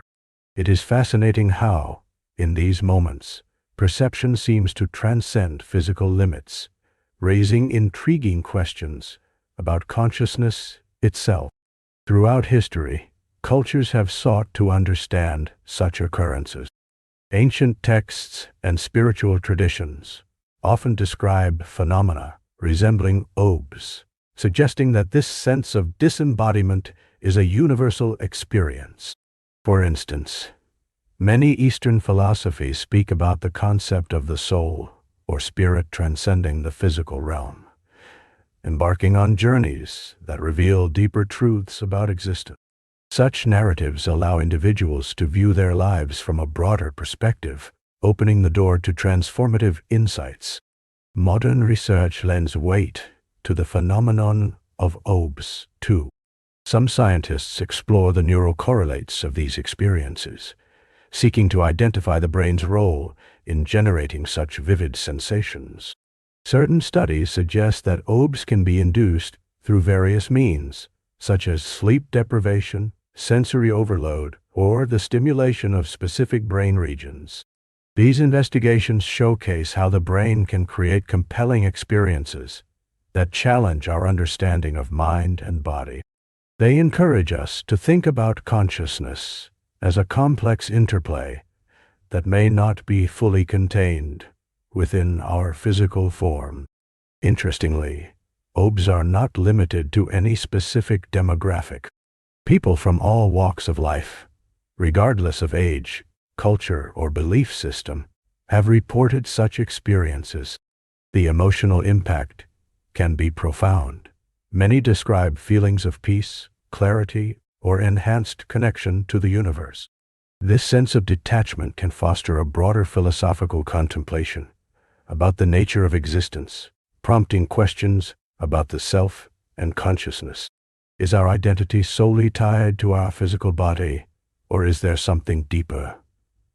Something that persists beyond the tangible? Conversely, some individuals have described their OBS as frightening. When the experience occurs during sleep or in moments of distress, the sensation of disconnect can lead to panic. Literature captures these dual aspects, the blissful exploration and the unsettling detachment. An illustration of this contrast is evident in clinical settings, where patients undergoing dire health crises have reported OBS, often stating they felt an overwhelming sense of detachment, that offered them new perspectives on their lives and relationships. A particularly compelling aspect of OBS is the shared nature of many accounts. Numerous individuals describe remarkably similar experiences, including sensations of flying or floating, seeing their own bodies from above, or encountering spiritual beings or deceased loved ones during their journey. This shared narrative hints at a commonality within human experience, suggesting that OBS might tap into a deeper intertwined fabric of consciousness. One notable case involved an individual who, during a surgery, experienced an OBA. While floating above their body, they observed the medical team and even recalled details about their conversations that were not supposed to be within their hearing range. This phenomenon has intrigued researchers, marking a fascinating junction between personal experience and scientific inquiry. Could there be dimensions of awareness that elude conventional understanding? As discussions around OBS continue, they not only captivate our curiosity, but also inspire deeper exploration of consciousness. The intriguing blend of personal narrative, cultural lore, and scientific inquiry invites us to consider the unfathomable depths of human experience. These stories enrich our comprehension of the human condition and expand the boundaries of what we consider reality. Debates and theories about OBs push us to reconsider the mind-body relationship and the essence of self. By examining how our consciousness might extend beyond physical confines, we can explore concepts of identity and existence from new angles. This exploration unlocks doors to conversations about spirituality and consciousness, reaching into philosophical realms that many feel are often overlooked in contemporary discourse. As we ponder the phenomenon of out-of-body experiences, we are reminded of the complexities of human nature and the mysteries that still remain.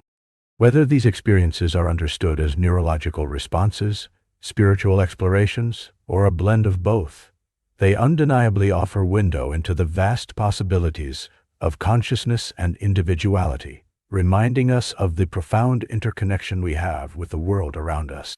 Embracing this wonder allows us to approach life with a sense of curiosity and openness, which can transcend the limitations of our physical existence. In the vast landscape of neuroscience, the phenomenon of vegetative state awareness invites us into a compelling exploration of consciousness and the intricate workings of the human brain. A vegetative state is defined as a condition in which a person is unresponsive to the environment, yet may exhibit basic physiological functions, such as sleep-wake cycle. Traditionally, this state was believed to indicate a complete lack of awareness or consciousness. However, recent advancements in neuroimaging techniques have revealed a more nuanced picture. Consider the case of a patient who is diagnosed with a vegetative state following a severe brain injury. To the outside observer, the individual seems completely unresponsive, with no signs of interaction with their environment. This scenario appears straightforward, yet the mystery lies beneath the surface. Recent studies have shown that brain scans, particularly functional magnetic resonance imaging, or fMRI, can provide remarkable insights into the brain's activity, even in individuals deemed unresponsive. In these studies, patients who are classified as being in a vegetative state are asked to imagine performing specific tasks, such as playing tennis or navigating their way around their home. When neuroimaging is conducted, surprisingly, the scans reveal patterns of brain activity that mirror those of healthy individuals engaging in similar thought processes. This discovery suggests that, at least in some cases, these patients may possess a spark of consciousness, a flicker of awareness that was previously unrecognized. One notable case involved a man who had been in a vegetative state for over a decade. Researchers decided to conduct a series of fMRI scans while inviting him to imagine himself walking through his home. To their astonishment, the scan produced a distinct pattern of brain activation. This response indicates that despite the lack of outward signs, the man was able to process the commands being given to him. Such findings challenge our understanding of consciousness, urging us to rethink the boundaries between awareness and unresponsiveness. Additionally, another intriguing study included a cohort of individuals diagnosed with various levels of brain injury. Some of these individuals were classified under the vegetative state, while others were in a minimally conscious state where there exists intermittent signs of awareness. When subjected to brain scans while engaging in mental imagery tasks, several participants displayed neural responses similar to those of fully conscious individuals. This suggests that the capacity for thought and awareness may persist, even when outward behaviors do not reflect this inner reality. The implications of such research can be profound, not just for the understanding of consciousness, but also for medical and ethical considerations surrounding care for those in vegetative states. If certain individuals maintain a level of consciousness, it raises significant questions about communication possibilities and approaches to treatment. There may now be opportunities to implement advanced technologies and techniques that facilitate interaction, offering a voice to those who once seemed voiceless. Consider the prospect of developing interfaces that allow these patients to communicate their thoughts and feelings. For instance, brain-computer interfaces that translate brain activity into computer signals could open new avenues for communication. Imagine a scenario where a person thought to be completely unresponsive could convey their desires or express discomfort, fundamentally altering how families and caregivers approach their loved ones' care. Furthermore, the emotional weight of these revelations is immense. Families often grapple with grief and uncertainty when faced with loved ones in such states. Understanding that a person may still possess awareness can impact decision-making regarding long-term care and treatment options. It offers a glimmer of hope for connection and engagement, fostering deeper relationships and understanding. As researchers continue to investigate the intricacies of brain activity in patients diagnosed with vegetative states, the ethical dilemmas also multiply. How should we approach care for individuals whose external behavior does not align with their inner experiences? What are the responsibilities of medical professionals when it comes to diagnosing levels of consciousness? These questions spark ongoing debates in the medical community, highlighting the need for refined diagnostic criteria and more advanced monitoring techniques. Ultimately, the exploration of vegetative state awareness highlights the remarkable complexities of the human brain and our understanding of consciousness. It also draws us into an ever-expanding dialogue on the nature of existence, perception, and the profound depth of human experience. The journey to unravel these mysteries emphasizes the need for compassion and consideration in how we treat and communicate with those who may seem lost to us. In conclusion, the discoveries surrounding vegetative state awareness continue to challenge our perceptions of consciousness and responsiveness. Through advanced imaging techniques and compelling case studies, we begin to see that there is often more beneath the surface than meets the eye. The stories of these patients remind us of the resilience of the human spirit and the endless capacities of the brain, encouraging us to foster a deeper understanding and empathy for those navigating the often unseen realms of consciousness. Phantom limb sensation is a fascinating and puzzling phenomenon that has intrigued scientists, doctors, and curious minds for many years. Imagine one day you suddenly feel an itch on your foot, a foot that no longer exists. How can this be possible? This surreal experience is not just a figment of the imagination. It is a real sensation experienced by many individuals who have undergone limb amputation. What a remarkable occurrence it is, when a person still feels sensations in a limb that is no longer there. It brings to mind questions about the nature of our perceptions and the complex workings of the human brain. The phenomenon of phantom limb sensation typically happens after an amputation, but it can occur in other situations as well. For example, individuals with certain neurological conditions or those who have suffered from injuries may also report sensations in limbs that are no longer present, or even in limbs that have never existed. To understand why this happens, we need to delve into the basics of how our brain processes sensation. Our brain is an intricate control center that integrates information from our body and environment. It maps out areas of the body and assigns sensations to them. This is referred to as the cortical homunculus, a term that describes how different parts of the body correspond to specific areas of the brain. When a limb is amputated, the part of the brain responsible for that limb doesn't simply turn off. Instead, it continues to be active, sending out signals that can be interpreted as sensations in the missing limb. Research into phantom limb sensations has revealed that these feelings can take many forms, from tingling to itching, burning, or even cold sensations. Individuals may experience a wide range of perceptions in their phantom appendage. Some people report feeling their missing limb in a fixed position, while others notice that the limb seems to move independently. This highlights the incredible complexity and adaptability of the human brain. Interestingly, the sensations themselves can often provide insight into the physical nature of the limb that has been lost.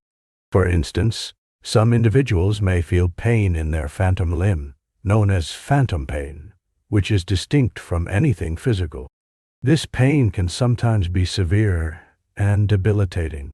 Understanding and managing phantom pain has become a significant area of study within the medical community, highlighting the urgent need to address the psychological and physical aspects of living with an amputation. One of the most remarkable aspects of phantom limb sensation is its connection to the brain's plasticity. Plasticity refers to the brain's ability to adapt and reorganize itself. This means that when a limb is lost, other areas of the brain can begin to take over the function or perception of that limb. For example, research has shown that sensations might be perceived in areas adjacent to the ones dedicated to the lost limb. This has fascinating implications for rehabilitation and pain management. There is also an intriguing relationship between phantom limb sensations and mirror therapy. Mirror therapy involves using a mirror to reflect the remaining limb, creating an optical illusion that tricks the brain into thinking the phantom limb is still there and functioning normally. Many individuals have reported positive outcomes from this method, experiencing significant reductions in phantom pain and improvements in their overall well-being. This innovative approach demonstrates the potential of harnessing visual feedback to influence the perception of pain. Phantom limbs also ignite discussions surrounding identity and body image. The experience of losing a limb can alter a person's self-perception and how they relate to their body. Despite the loss, the lingering sensations of the phantom limb can create a complex relationship between the individual and their former identity, making it a deeply personal journey. Furthermore, societies often reflect on the implications of phantom limb sensations in stories and cultural expression.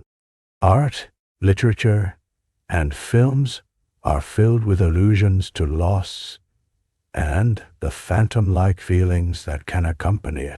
Some artists choose to depict the emotional and psychological struggles of those living with amputations, bringing attention to their experiences and fostering empathy and understanding. In a world filled with modern advancements, the study of phantom limb sensations continues to propel research forward. Neuroscientists and medical professionals are constantly working to better understand this phenomenon, exploring how the brain perceives and processes sensory information. Their findings may pave the way for new treatments and therapies that could benefit those grappling with the consequences of limb loss. As we uncover more about the intricacies of the brain and body, phantom limb sensation offers a remarkable window into the resilience of the human experience. It reminds us that even in the face of profound loss, the mind can conjure vivid sensations and rekindle memories of limbs that once were. This remarkable link between body and mind reflects not just the challenges faced by many individuals, but also the incredible adaptability of the human experience, intertwining the physicality of our bodies with the rich complexity of our perception and identity. Locked-in syndrome is a fascinating and complex condition that captures the intersection of consciousness, physical limitation, and the human experience. It is characterized by a person being fully aware of their surroundings and able to think clearly, yet completely unable to move or communicate verbally due to a neurological condition. This rare syndrome usually results from a brainstem stroke, traumatic brain injury, or diseases that affect the central nervous system, such as Alzheimer's. Imagine being trapped inside your own body, where every thought remains unexpressed, and even the simplest act of moving is beyond reach. The individual is typically aware of everything happening around them.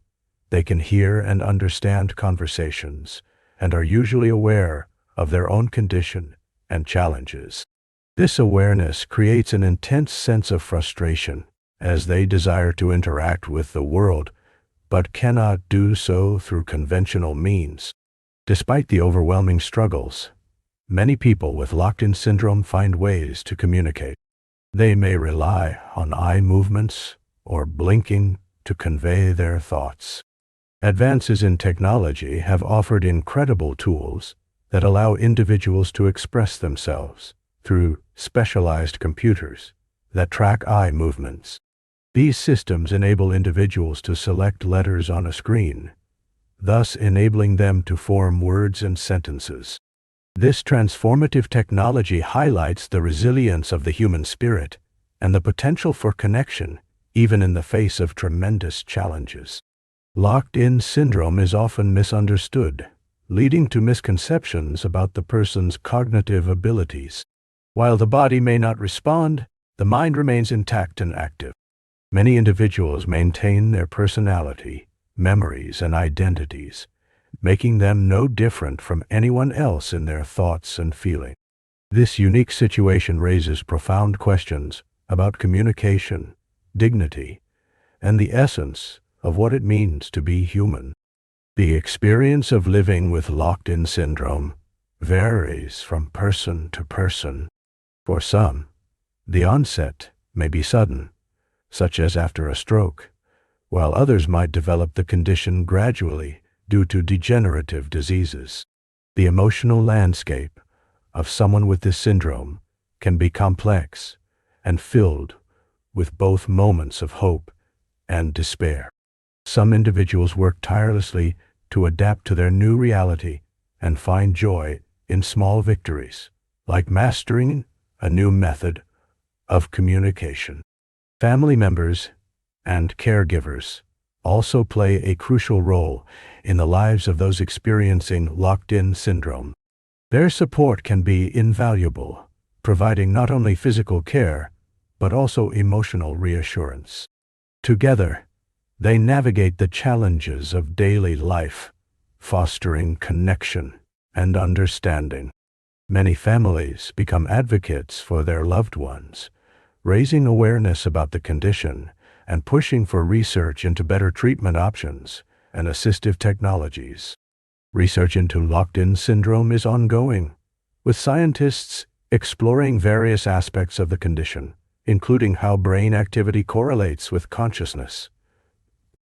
Studies using advanced imaging techniques are making significant contributions to our understanding.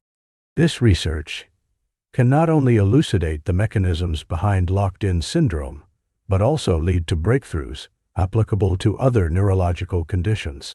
Stories of individuals with locked-in syndrome can be both heart-wrenching and inspiring.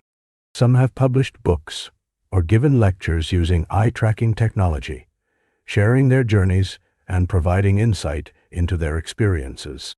These narratives shed light on the challenges they face while celebrating their determination to lead fulfilling lives despite overwhelming odds.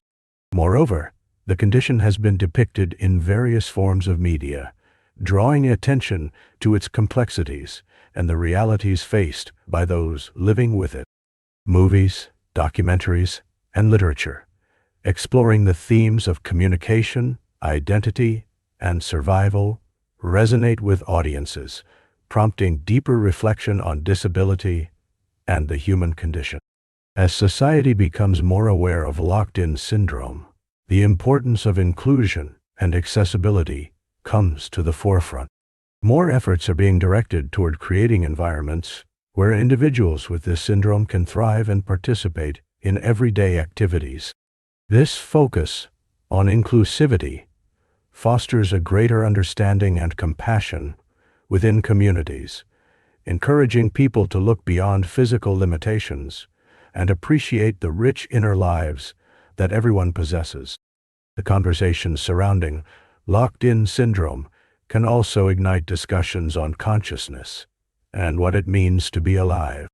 Philosophers, neuroscientists, and ethicists often engage in debates about the implications of being fully aware yet unable to express oneself physically.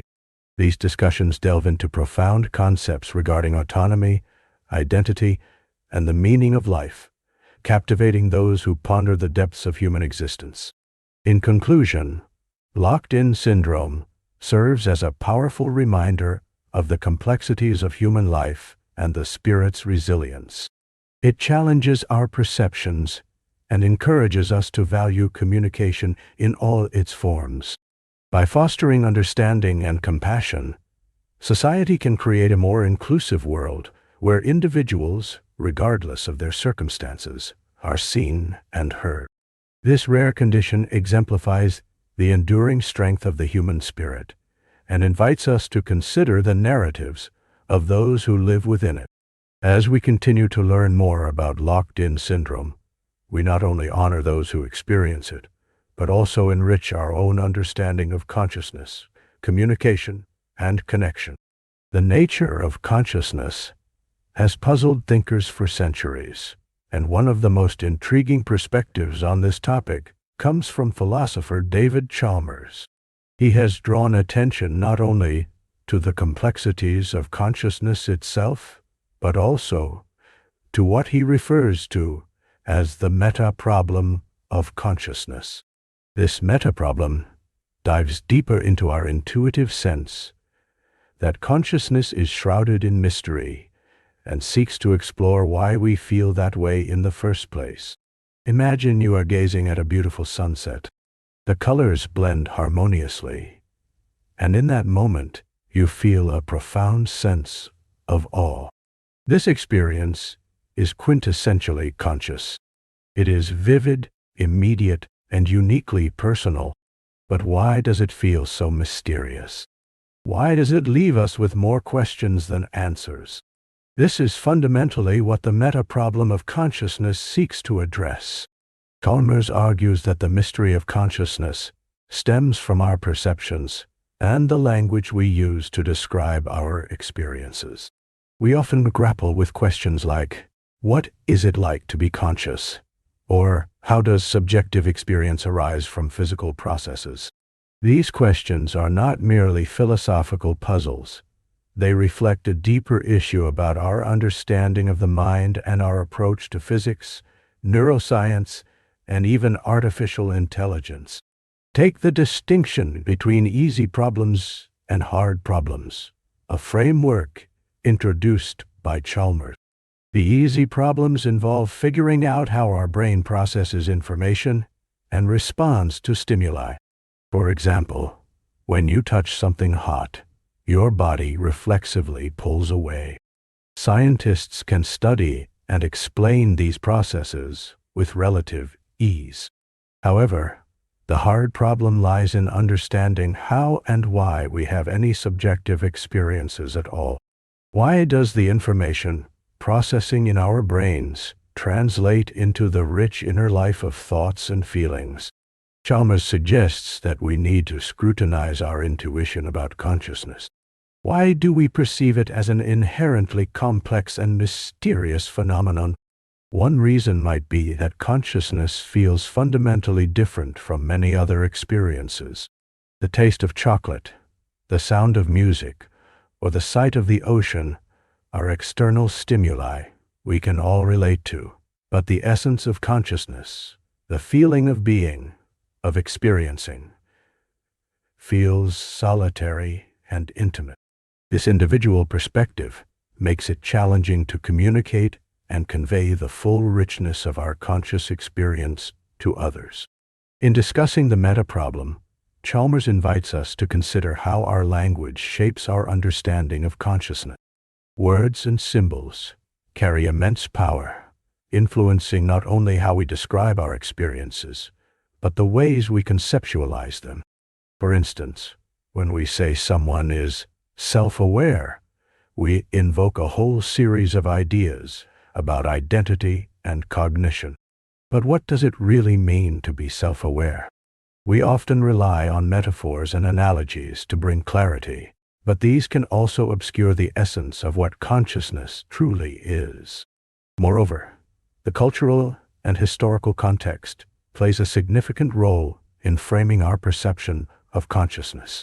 Throughout history, various philosophical traditions have offered disparate insights into the nature of the self and awareness. Some religious teachings propose that consciousness is tied to something greater than the individual, a cosmic consciousness, or a divine aspect within us. In contrast, some scientific perspectives might view consciousness purely as an emergent property of complex biological systems, relegating it to a mere byproduct of evolution.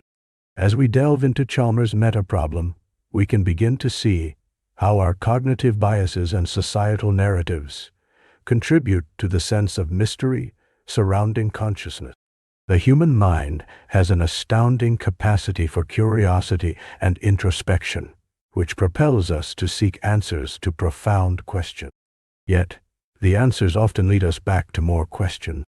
This endless inquiry can exacerbate the feeling of mystery, making it seem that consciousness is an enigma forever beyond our grasp.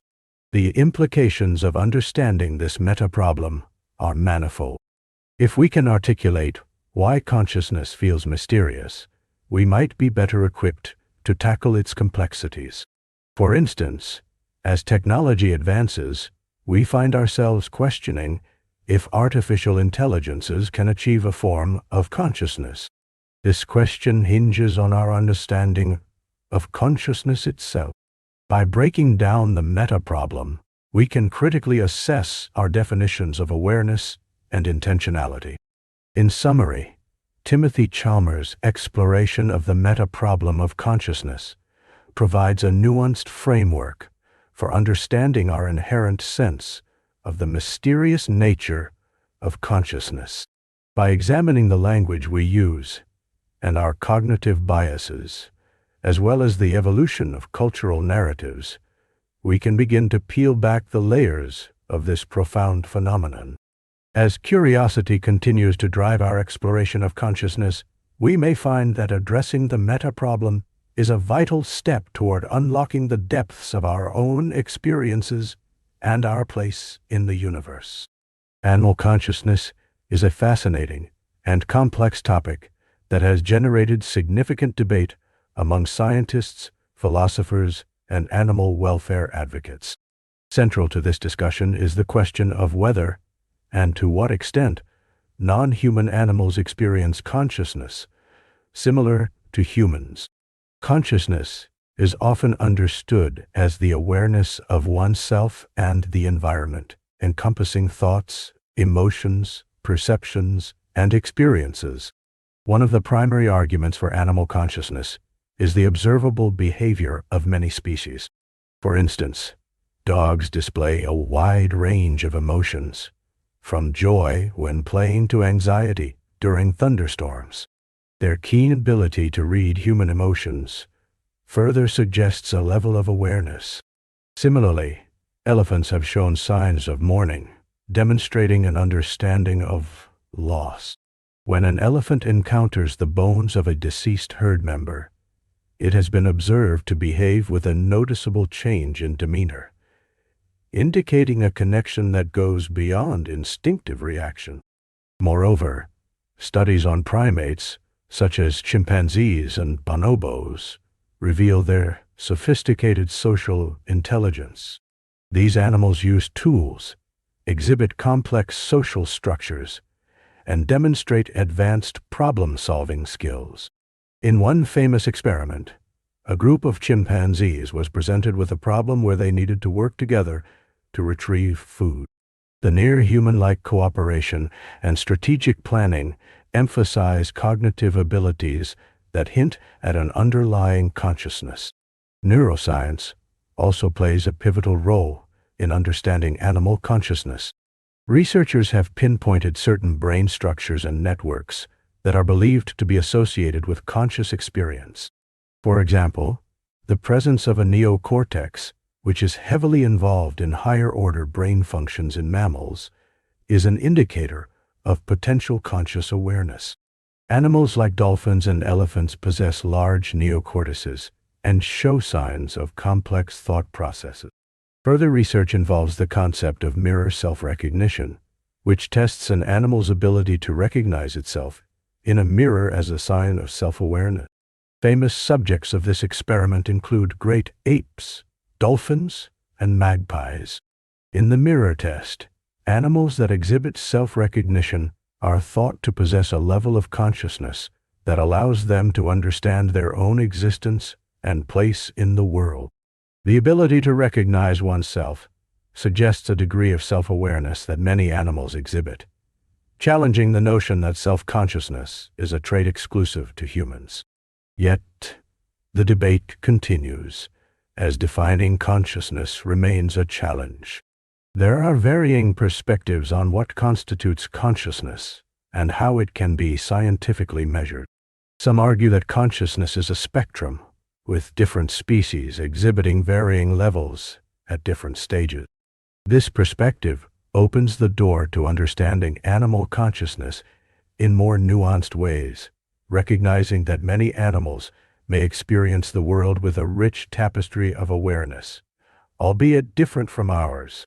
One particularly contentious area of this debate is the moral implications surrounding our treatment of animals. If animals possess some form of consciousness, this raises ethical questions about their welfare. For instance, factory farming practices have come under scrutiny as more evidence emerges regarding the emotional and cognitive lives of animals like pigs, chickens, and cows. Research suggests these animals experience pain, stress, and even social relationships, challenging the traditional view of animals as mere resources for human use. Organizations advocating for animal rights and welfare argue that recognizing consciousness in animals could lead to changes in legislation, pushing for laws that protect animal rights and promote humane treatment. These changes call for a societal shift in how we view animals, from objects to beings that deserve respect and consideration. In contrast, some scientists assert that attributing human-like consciousness to animals can lead to anthropomorphism, projecting human emotions and experiences onto species that may not share them. They argue that while animals display behaviors that may be indicators of consciousness, interpreting these behaviors within a human framework can create misconceptions about their true experiences. Notable experiments, such as those involving the octopus, offer compelling insights into animal consciousness. Octopuses are known for their remarkable problem-solving abilities, escape artistry, and even playfulness. Sensitive to their surroundings, they can change color and texture, suggesting a level of awareness about their environment that is quite sophisticated. Studies have shown octopuses can navigate mazes and manipulate objects, showcasing not just instinct, but also learning and adaptation, key components of conscious thought. As the field of animal cognition evolves, new technologies and methodologies continue to emerge, from neuroimaging techniques to advanced behavioral studies, allowing researchers to explore deeper into animal minds. The exploration is not just limited to traditionally studied animals, but is extending to other species, such as birds, reptiles, and even invertebrates. This growing body of research suggests a complex web of consciousness across many different forms of life.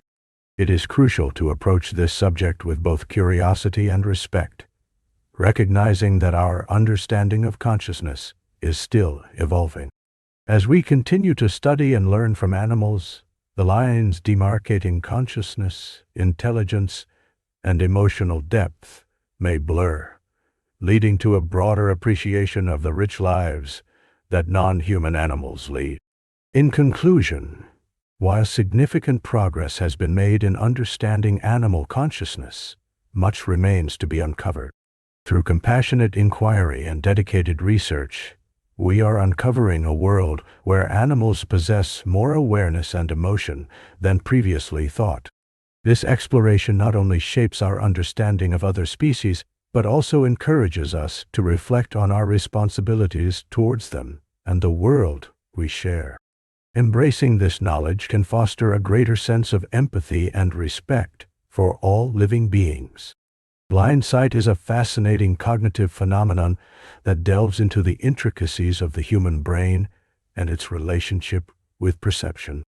Picture this. There are individuals with damage to the primary visual cortex, an area crucial for visual processing, yet they can still react to visual stimuli without being consciously aware of them.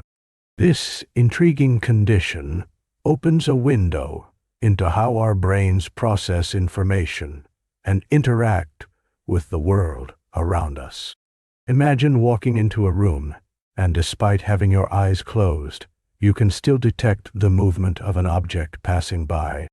You might not see it in the traditional sense, but your brain picks up on certain cues, allowing you to respond appropriately. For instance, a person might successfully avoid an object thrown their way or navigate around obstacles seamlessly, demonstrating a remarkable ability to react to what they cannot consciously see. Blindsight typically arises from a lesion or damage to the occipital lobe, where the visual processing occurs. When this area is compromised, the messages that usually make their way to our conscious thought may be disrupted. Yet, alternative pathways can still relay visual information to other parts of the brain, allowing for a form of visual processing. This suggests that our understanding of vision transcends simple sight and extends into the realm of unconscious awareness. To better grasp this phenomenon, let's explore some intriguing case studies. One notable example is the story of patients who, after suffering a stroke, experience what is known as blindsight. These individuals may report a complete loss of sight in one part of their visual field. Interestingly, when asked to guess the location of objects within that blind field, some exhibit a surprisingly high accuracy rate. This phenomenon raises fundamental questions about the nature of consciousness and how we understand our sensory experiences. Another captivating aspect of blindsight is its implications for artificial intelligence and robotics. As researchers strive to create machines that can perceive their environment, the principles of blindsight inform the development of algorithms that mimic human-like reactions to surroundings, even without direct perception. This paves the way for innovations in various fields, from autonomous vehicles navigating busy streets to assistive technologies for those with visual impairments. Furthermore, blindsight beckons a deep dive into the philosophical realm, prompting debates around consciousness and self-awareness. Consider the notion that you may respond to stimuli without a conscious understanding of what is happening. This challenges the conventional belief that awareness is a prerequisite for action. It leads us to ponder how much information we process without ever realizing it, and how this hidden processing influences our behaviors and decisions. The discovery of blindsight has also spurred researchers to investigate further into the brain's remarkable capacity for compensation. The brain is a dynamic organ, continually adapting to injuries and changes in its environment. It can often reroute pathways to maintain functionality, and blindsight serves as a testament to this astonishing resilience. Such adaptability not only applies to visual processing, but also extends to other senses, showcasing the brain's overall ability to adapt to altered circumstances. Additionally, the exploration of blindsight contributes to our understanding of the broad spectrum of visual impairments and how the brain can sometimes work around them. By understanding which parts of the brain remain active and how they communicate, scientists can devise training regimens to help individuals make the most of their visual capacities, even when faced with significant challenges. Consider the implications for everyday life. Sports, for instance, can serve as a remarkable illustration of how individuals can react to fast-moving objects based on instinct and subconscious processing. A basketball player may not consciously see every detail of a play unfolding, yet their body responds fluidly, navigating the court and interacting with teammates, capitalizing on instinct honed through practice. Visual awareness is a complex tapestry woven from both conscious and unconscious threads. Blindsight exemplifies this intricacy, shedding light on the less visible processes that shape our perceptual experiences. It is a stark reminder that perception is not merely a straightforward, linear path from sight to awareness. Instead, it is a multi-layered experience that engages different brain areas, sometimes bypassing consciousness altogether. Engaging with this concept also invites a reconsideration of how we understand and interact with individuals affected by visual disabilities. Blindsight suggests that there is often more beneath the surface than we might assume, and recognizing the capabilities that remain can foster a greater appreciation for diverse experiences. It reminds us that our understanding of sight and perception is not fixed, allowing us to embrace a broader spectrum of human experience. In summary, blindsight captivates the intersection of neuroscience, philosophy, and psychology, offering profound insights into human perception. By examining patients who respond to visual stimuli without conscious awareness, we uncover the rich tapestry of cognitive processing occurring beneath our immediate awareness. Blindsight provokes intrigue, raises questions about consciousness, and illuminates the brain's remarkable ability to adapt, ultimately enriching our appreciation of human capability. It is a testament to the complexity of perception and the hidden wonders of the mind that continue to inspire curiosity and exploration. The notion of self has intrigued philosophers and scientists alike for centuries, and recent explorations in both philosophy and neuroscience have shed new light on the concept, suggesting that our sense of a unified self may not be as solid as we once thought. This discussion invites us to examine the various layers that contribute to our sense of identity and how our brains process these experiences. To begin with, let us reflect on the idea of self-awareness. Humans have the unique ability to consider their own thoughts and experiences. This reflective process allows us to develop a concept of who we are. But what if this awareness is merely a collection of moments rather than a singular narrative?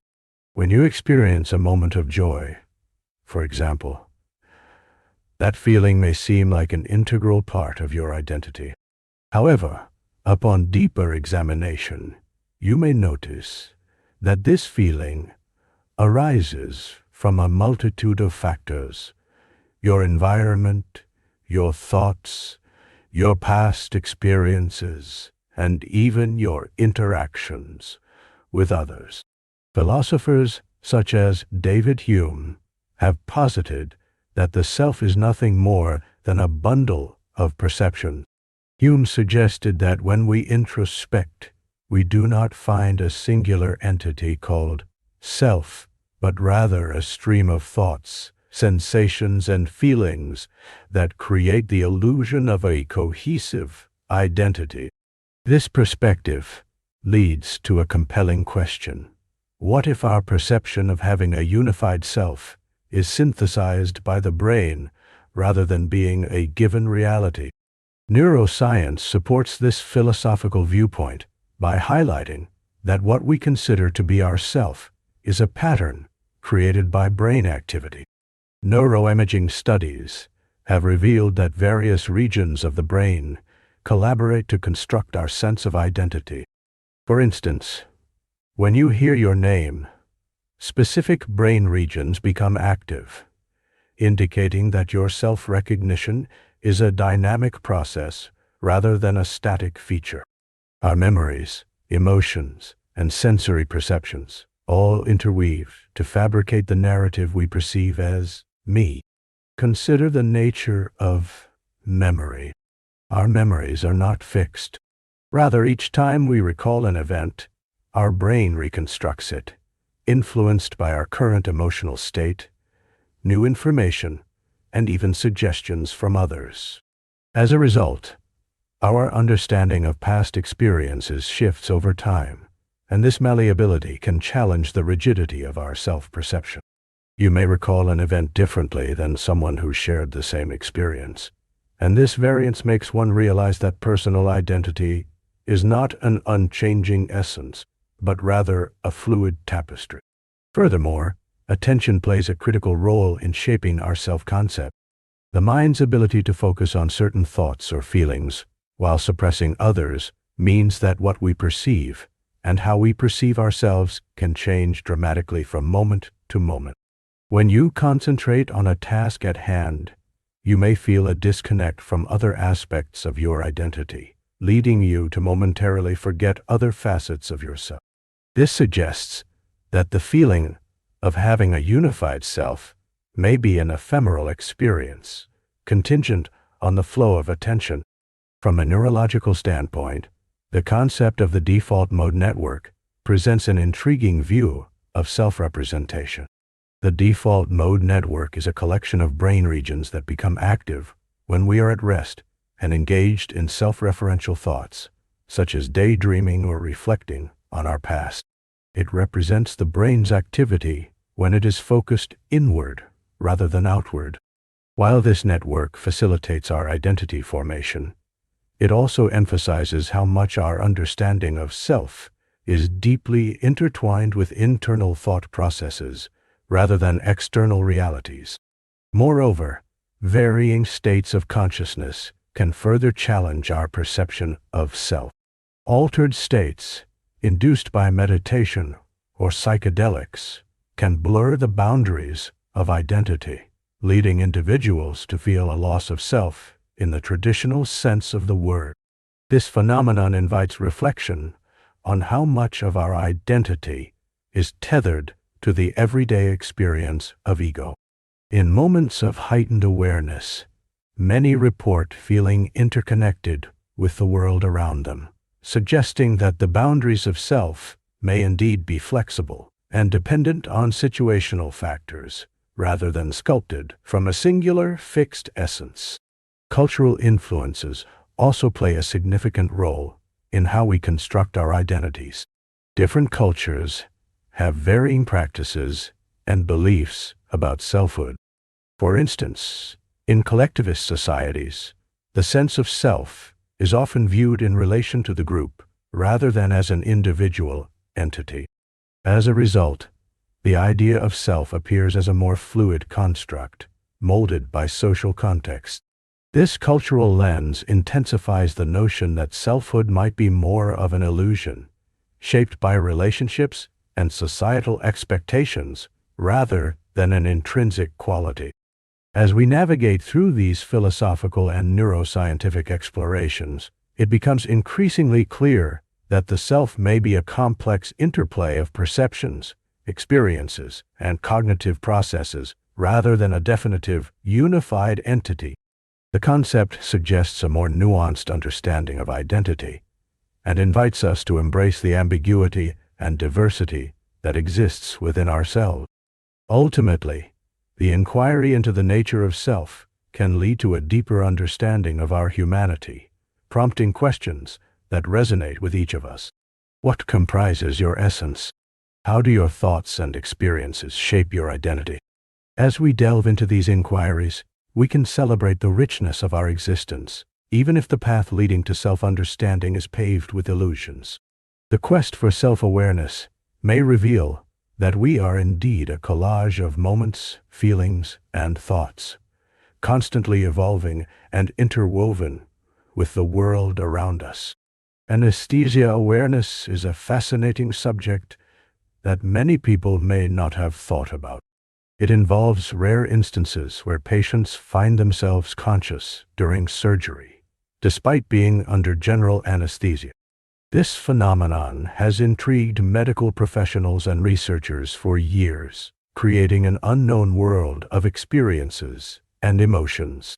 Imagine being lying on the operating table, ready to undergo a procedure. As the anesthetic is administered, you gradually drift away into a state that should protect you from pain and keep you oblivious to the surgical process. However, there are cases where a sliver of consciousness remains, and the individual can hear, see, or even feel what is happening around them. This intriguing experience opens up discussions about the mysteries of the human mind and awareness. In most situations, anesthesia works as intended. Patients have no recollection of the surgery, and they pass through it without any knowledge of what occurred. However, studies suggest that around 1 to 2 individuals per 1,000 might experience anesthesia awareness during surgery. This can range from vague sensations to a heightened awareness of everything happening in the operating room. These patients often describe a surreal experience where they cannot move or speak, yet they are fully aware of everything around them. Imagine being aware of the sounds of machines beeping, the chatter of surgical staff, or even the chatter of your doctors discussing the procedure. Some patients have reported hearing their own heartbeats or the sound of surgical instruments clinking together. This can create an emotional whirlwind of fear, panic, or confusion as they realize they are unable to communicate their awareness. The feeling of vulnerability is profound, and it can leave lingering psychological effects long after the surgery is complete. Interestingly, patients experiencing this phenomenon often report varying levels of awareness. Some state that they can see parts of the surgery, while others recall discussions between medical staff. These recollections can sometimes include mundane conversations that have nothing to do with the surgery itself, making the experience both eerie and fascinating. This raises numerous questions about the nature of consciousness and how much the human brain can comprehend in states that are perceived as unconscious. One notable case involved a young man who remained aware during a complex cardiac surgery. He described the sounds in the operating room vividly, including the discussions of the surgical team and the sounds of instruments. His memories were so clear that they were scrutinized, and they confirmed that he was indeed a witness to the operation in ways that baffled both him and the medical professionals. His experience highlighted the importance of understanding the boundaries between consciousness, awareness, and anesthesia. The field of anesthesiology has advanced significantly over the past few decades, continuously improving safety measures and techniques for patient care. However, The occurrence of anesthesia awareness reminds us that the human experience is not always straightforward. Researchers are actively investigating the neurobiology behind anesthesia, seeking to understand how the brain functions in states of unconsciousness, semi-consciousness, or full awareness. One contributing factor to anesthesia awareness may be the depth of the anesthesia itself. Several types of anesthetics interact with the brain in unique ways, and their effectiveness can vary significantly between individuals. Factors such as age, medications, and overall health can influence a person's response to anesthesia. In particular, patients with a history of substance use or those who are highly sensitive to medications may have different outcomes during surgery. Another aspect worth discussing is the psychological impact experienced by those who have gone through anesthesia awareness. While some individuals are able to move past their experiences without issue, others carry emotional scars that can lead to post-traumatic stress. The memories and feelings associated with such involvement can sometimes emerge after the event, causing distress and stress in day-to-day life. Healthcare teams have recognized the need for support and communication in the aftermath of anesthesia awareness episodes. There has been a growing focus on providing comprehensive post-surgical care that addresses not only the physical, but also the emotional needs of patients. Offering counseling or support groups can help to facilitate discussion about their experiences, allowing individuals to process what happened and integrating those emotions into their healing journey. Moreover, advancements in technology are paving the way for better monitoring of patients during procedures. Continuous awareness, tracking, and innovations in anesthesia delivery aim to decrease the risk of consciousness during surgery. With ongoing research and exploration of how the brain responds to anesthesia, the medical community is working diligently to minimize the occurrence of anesthesia awareness, making surgery a safer and more trusting experience for patients. In addition to technological improvements, ethical questions arise regarding patient communication about risks and experiences associated with anesthesia. It is crucial for healthcare providers to have open dialogues with patients about the potential for awareness and the measures in place to prevent it. Empowering patients with knowledge and understanding reassures them and helps to ease fears before undergoing medical procedures. Anesthesia awareness serves as a doorway into the complex interplay between consciousness and medical practice. It illustrates how much we still have to learn about the human brain and what it truly means to be aware, even in states where one is expected to be unconscious. This rare phenomenon drives curiosity and understanding that extends beyond the operating room, reminding us of the wonders and mysteries of our own mind. Déjà vu is a fascinating and often perplexing phenomenon that many people have experienced at least once in their lives. This term, derived from French, translates to already seen. It captures that uncanny feeling when you encounter a situation that seems strikingly familiar, as if you have lived through it before, even though you know that this is not the case. The experience is fleeting, yet it can linger in your mind, sparking curiosity and sometimes confusion. The moments when déjà vu occurs can be quite ordinary.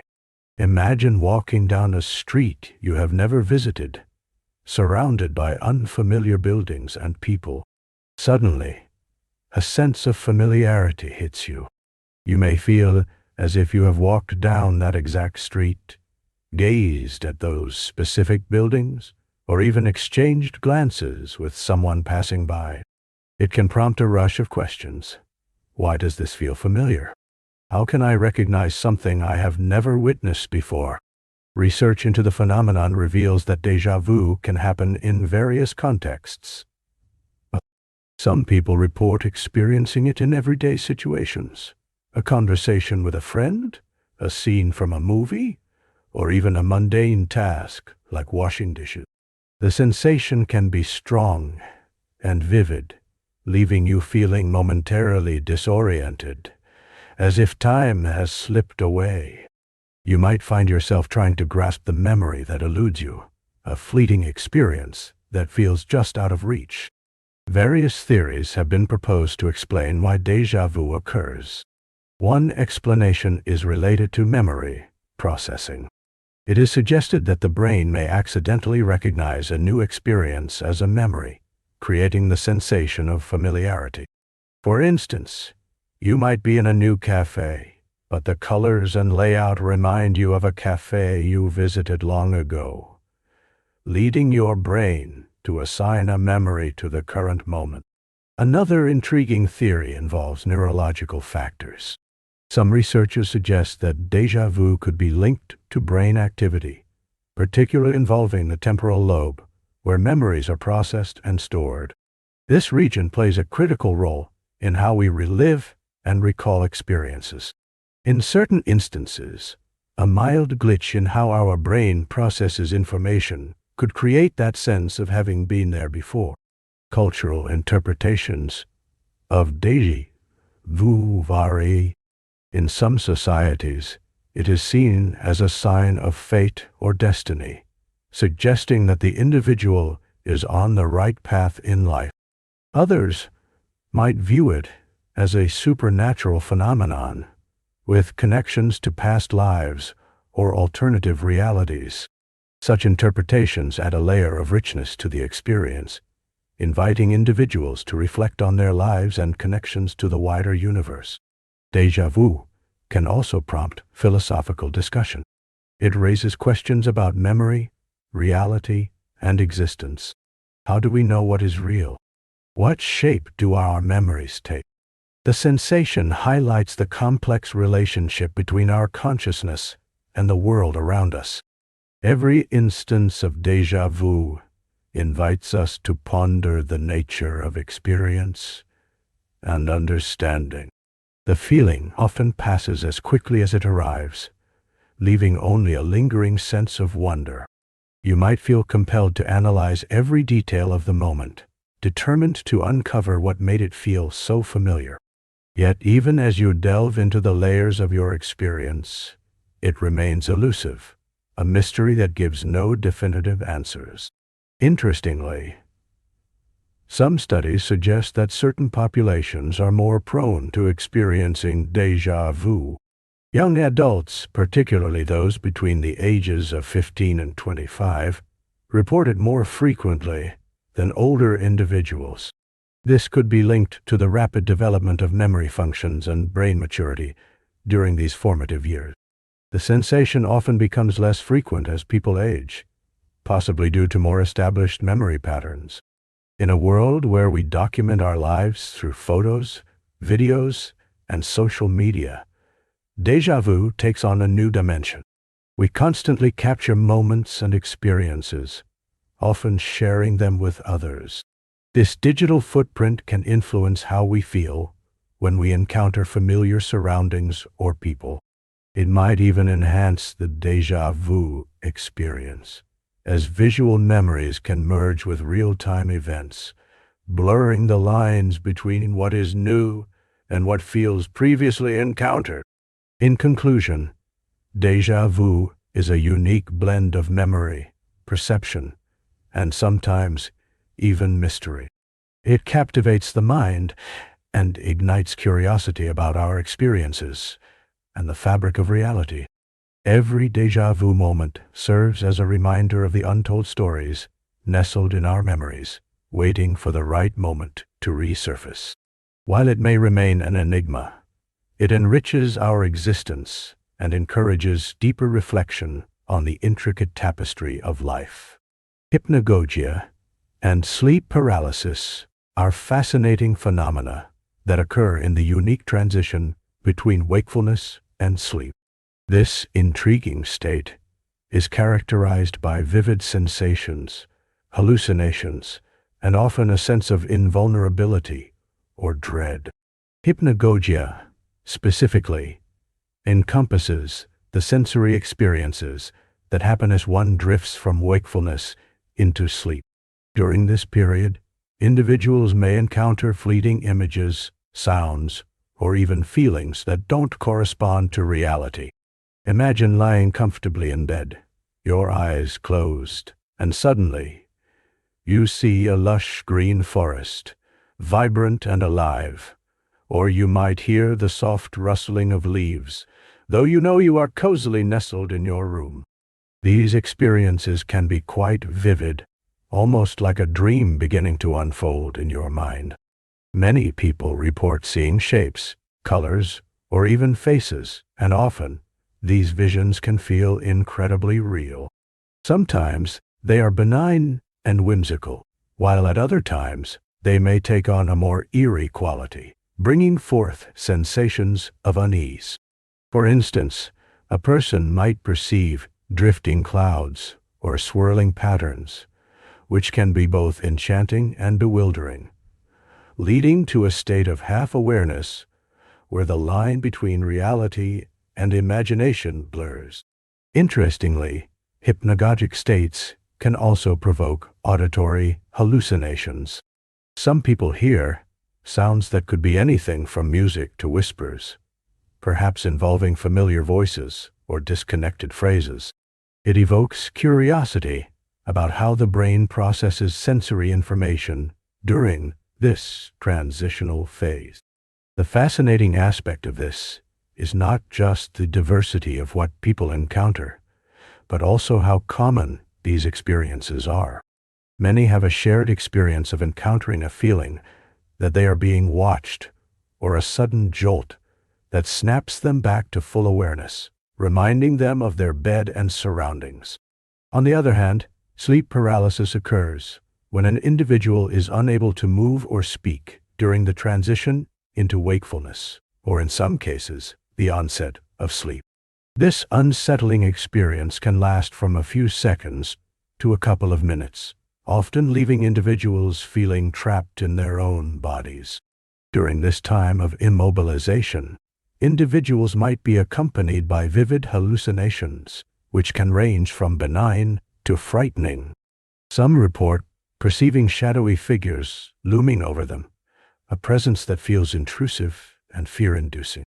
Others might experience sensations of pressure on their chest, making it feel like an unseen force is holding them down.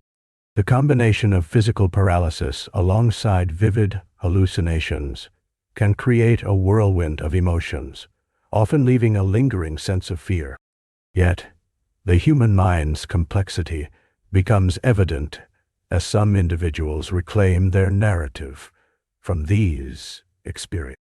Narratives of overcoming the fear associated with sleep paralysis can serve as reminders that while the body may be momentarily immobilized, the spirit can still be courageous. Many have found that focusing on their breath, or even subtly moving their fingers, can be a path to regaining control. Cultural interpretations of hypnagogia and sleep paralysis have led to an array of myths and legends across different societies. In some cultures, sleep paralysis is attributed to supernatural beings, such as demons or spirits that visit during the night. There are tales of entities that sit upon the chest of victims, leading to feelings of heaviness and fear. These stories often reflect the anxiety of facing the unknown during such vulnerable states. In modern times, however, science offers insight, suggesting that these phenomena can be attributed to disruptions in the sleep cycle and brain activity during transitions between various sleep stages. The intriguing interplay between vulnerability and the human mind's ability to create vast landscapes of thought and feeling during such moments continues to captivate scientists and philosophers alike.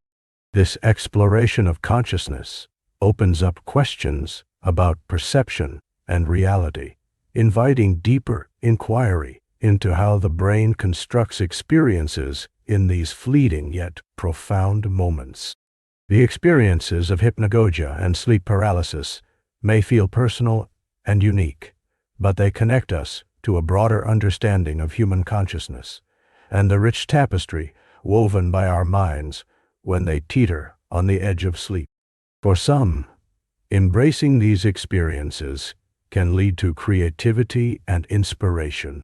Artists and writers have drawn on the vivid imagery encountered in Hypnagogia, transforming fleeting thoughts into artistry. The surreal landscapes can inspire a watercolor painting or a short story that captures the essence of that moment. Similarly, legends born from tales of sleep paralysis have inspired various forms of art, from literature to film, each reflecting the fragility of human perception. Ultimately, these phenomena serve as a reminder of the complexities within our minds, showcasing our capacity for both wonder and fear as we navigate between consciousness and the unconscious. The mysteries surrounding hypnagogia and sleep paralysis invite profound reflection on our relationship with sleep, dreams, and the unseen forces of our imagination.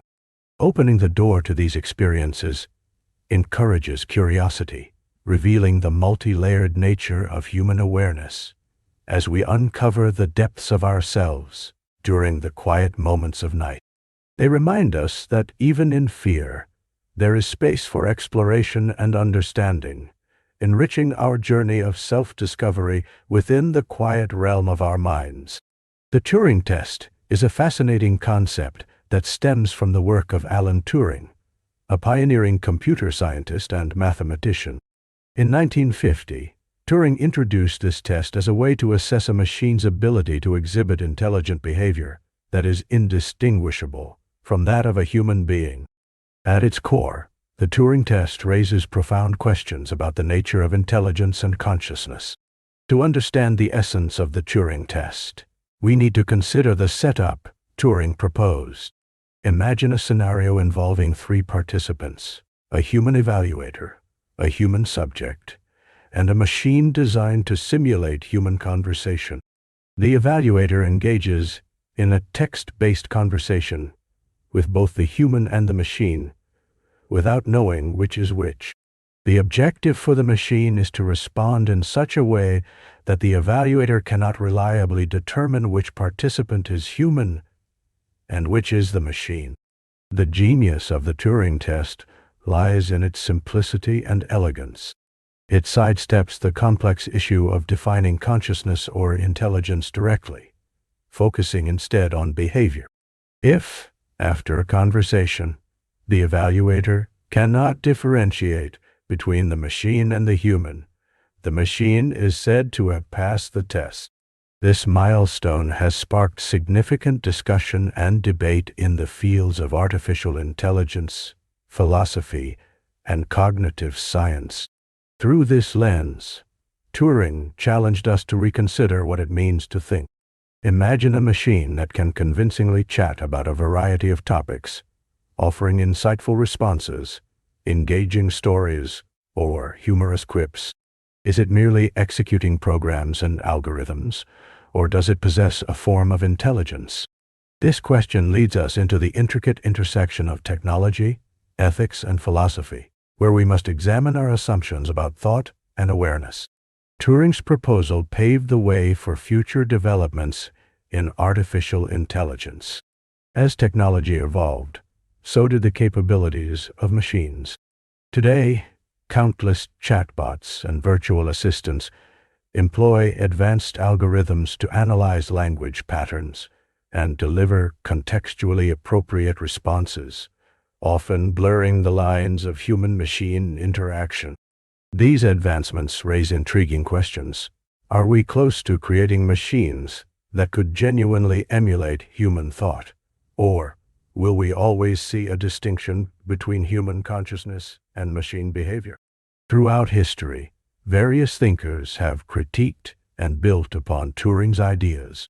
For example, philosopher John Searle presented the Chinese room argument, which contends that a machine might appear to understand language without actually comprehending its meaning. In this thought experiment, An individual who does not speak Chinese follows a set of instructions to manipulate Chinese symbols.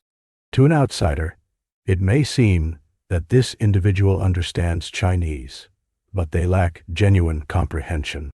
This challenges the assumption that passing the Turing test equates to true understanding or consciousness. However, Turing himself seemed to recognize that the test is not the definitive measure of intelligence or consciousness. Rather, it serves as a thought experiment designed to provoke deeper inquiries into the capabilities of machines. As we create more sophisticated artificial intelligence systems, we find ourselves grappling with both their potential and limitations. For instance, while a chatbot can generate text that mimics human dialogue, it operates within a defined set of parameters and lacks emotional depth or subjective experiences. In practical terms, the Turing test invites us to explore the implications of intelligent machines in everyday life. Consider customer service chatbots that answer queries or recommend products based on user input. They can analyze previous interactions to provide tailored responses, enhancing customer experience. Yet, while these machines may perform tasks that appear intelligent, they do not possess the awareness or emotions that inform human decision-making. As we stand on the brink of advancements in artificial intelligence, the Turing test continues to challenge our perceptions. It inspires new developments in machine learning, natural language processing, and robotics. Contemporary AI research focuses on creating systems capable of understanding context and nuance, moving closer to a point where they can simulate human-like conversations more effectively. The ethical considerations surrounding artificial intelligence also stem from discussions related to the Turing test. If we create machines that can seem human-like, what rights or responsibilities do we owe them? Should there be regulations governing their use? Or should we consider their impact on society and human interactions? These questions mark the ongoing conversations as we navigate an increasingly interconnected world. In conclusion, the Turing test remains an important philosophical and practical framework for understanding the capabilities of machines and the nature of intelligence. It encourages us to explore the boundaries between human and machine behavior, prompting us to ask what it means to think and feel. As technology advances, Turing's ideas continue to resonate, pushing us to reflect on the implications of creating intelligent systems that challenge our perceptions of consciousness. This enduring legacy ensures that Alan Turing's vision will continue to guide future explorations into the realm of artificial intelligence, inviting us to ponder the fascinating possibilities that lie ahead. Neural correlates of consciousness is a fascinating topic that dives into the complex interplay between our brain activity and the subjective experience of being aware.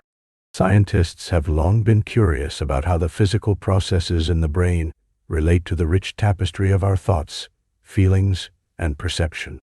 The quest to understand consciousness is akin to exploring the very nature of what it means to be human. Imagine your mind as an intricate orchestra, where each musician represents a different cognitive process. These musicians play in harmony to create a beautiful symphony which embodies your conscious experience. But the challenge lies in identifying which instruments play pivotal roles in producing this music. Neurobiologists, philosophers, and cognitive scientists have been diligently searching for these instruments, or rather, the neural correlates that underpin consciousness. One of the core ideas in understanding the neural correlates of consciousness is that certain brain areas are consistently activated when individuals report being aware of something. For instance, when you see a vibrant sunset, specific regions of your brain, such as the primary visual cortex and the prefrontal cortex, show heightened activity. This surge of neural engagement gives rise to the vivid experience of watching the colors blend in the sky, revealing a masterpiece only the mind can appreciate. Research has shown that when consciousness arises, the brain exhibits synchronized electrical activity across different regions. This phenomenon, known as brain oscillations, can be compared to a wave that propagates through an ocean. Just as the ripples interact to create a larger wave, the coordinated activity among different areas of the brain produces a unified conscious experience. For example, when you listen to music, it is not only the auditory cortex that is active. Other areas responsible for emotion, memory, and even motor functions are also engaged, enhancing your overall perception of the melody. Further exploration into the neural correlates of consciousness has led scientists to categorize different states of awareness. From wakefulness to deep relaxation, our brain exhibits various patterns of activity. During moments of focused attention, certain networks in the brain become preferentially activated, while others are subdued. This allows us to hone in on important stimuli, filtering out the noise of distraction. Picture a spotlight shining on a performer in a darkened theater. The rest of the audience fades into the background as your attention narrows. Moreover, researchers have utilized advanced imaging techniques like functional magnetic resonance imaging, fMRI, and electroencephalography, EEG, to map brain activity in real time. These tools allow scientists to visualize the dynamic processes that occur as we engage with our environment. For example, in studies involving visual stimuli, participants have reported heightened awareness when the fusiform face area, a region known for facial recognition, is activated. This suggests that specific neuronal circuits are vital factors contributing to our conscious perception of others. As we delve deeper, the question arises, what happens when consciousness diminishes? Consider when you gaze into the depths of a dreamless sleep or experience a moment of complete distraction. During these times, certain brain networks may become less active, providing insights into the neural signature of reduced awareness. Interestingly, research has shown that while certain areas like the thalamus may decrease in activity, others might still exhibit spontaneous firing, hinting at an underlying complexity even in states that seem devoid of conscious processing. The study of consciousness also intertwines with neurological conditions where awareness can alter drastically. Take, for example, patients in a coma or those with locked-in syndrome, where the mind remains alert while the body cannot respond. These cases offer profound insights into the neural correlates and invite questions about the very essence of consciousness. What components remain active when one cannot express their awareness? Researchers strive to unravel these mysteries, drawing upon the intricate web of neural connection. A notable aspect of this field involves understanding how consciousness arises through social interactions. Engaging with others can evoke empathy, altruism, and shared experiences, highlighting how our consciousness is not isolated, but rather shaped by our surroundings. When conversing with a friend or sharing a laugh, multiple networks within the brain coordinate, allowing for a rich interpersonal connection. This reveals how our conscious experience is deeply embedded in social contexts, with neural correlates reflecting these shared moments. The exploration of the neural correlates of consciousness is not just confined to traditional science. It wanders into philosophical territories. The age-old questions about the nature of self, perception, and existence remain closely tied to scientific discoveries. As we gather more data and refine our understanding, we are confronted with profound implications about what it means to be conscious. In the end, The quest to pinpoint the specific brain processes that create conscious experience is an ongoing journey. It blends empirical research with philosophical inquiry, opening a window into the mind's inner sanctum. The orchestra will continue to play, and through the collaborative efforts of dedicated scientists, we inch closer to comprehending the masterpiece that is consciousness, ultimately enriching our understanding of ourselves and the world around us. Each study contributes a note to this symphony, echoing through time, inviting curiosity and wonder. Minimal consciousness in newborns is a fascinating area of research that delves into the earliest forms of awareness and perception in infants. As many new parents often wonder about what their baby experiences right after birth, science has attempted to unravel the mystery surrounding consciousness in these tiny beings. Infants, particularly in their first days of life, are at a stage where their understanding of the world is profoundly different from that of older children and adults. The notion of consciousness isn't limited to the complex thoughts and emotions that adults experience. Instead, it can refer to a basic form of awareness that allows an individual to perceive their environment, react to stimuli, and develop an understanding of their surrounding. In newborns, this minimal consciousness is thought to manifest in simple ways. For instance, studies have shown that babies show preferences for certain stimuli. When exposed to a range of sounds or visual contrasts, infants tend to respond differently, indicating that they have some level of awareness. Researchers have utilized various techniques to investigate this area, including observing newborns' reactions to light and sound.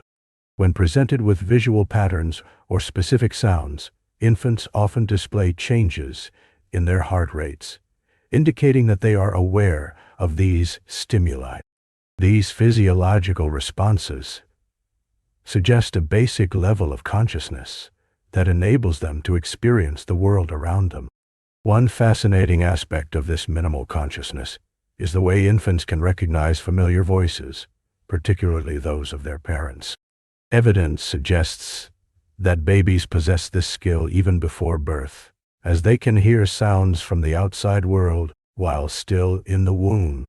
This connection between the parent's voice and the infant's response highlights an early form of awareness that is integral to bonding and social interaction. Another intriguing facet of consciousness in newborns is their sensory experiences. Newborns are equipped with fully developed senses, though their ability to process and interpret sensory information is still developing. For example, while their vision is blurred, they can still detect light and movement. Research has indicated that within the first few days, infants may be able to recognize patterns and shapes, which is another indicator of consciousness. They may gaze longer at objects that are high contrast or complex, rather than simple or dull visuals, suggesting they are engaged and curious about their surroundings.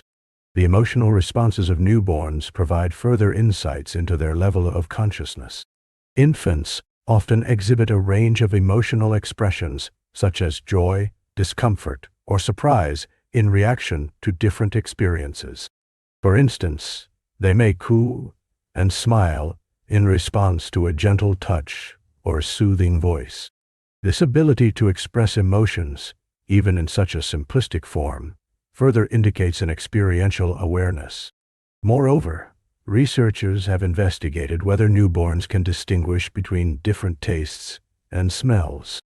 Studies have shown that infants demonstrate preferences for sweet over sour tastes, implying an inherent awareness of their preferences.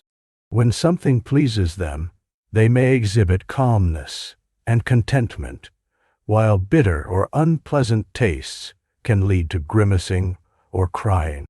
This indicates not only an awareness of their immediate sensations, but also an ability to react to pleasant and unpleasant experiences. A particularly interesting area of study involves the concept of social responsiveness in newborns. From the moment they are born, babies are naturally inclined to engage with the faces of those around them. The social gaze phenomenon indicates that even in their minimal consciousness state, infants are drawn towards human faces, particularly those of their caregivers. This instinctual attraction to faces suggests an early form of social awareness and interaction that is vital for their emotional development. As researchers explore the depth of consciousness in newborns, they also examine how it evolves over time. As infants grow, their cognitive capabilities and sensory perceptions become increasingly complex. The basic awareness that characterizes minimal consciousness blooms into a more comprehensive understanding of their environment, leading to essential learning experiences during early development. In conclusion, minimal consciousness in newborns serves as a window into the earliest forms of awareness that these tiny beings experience.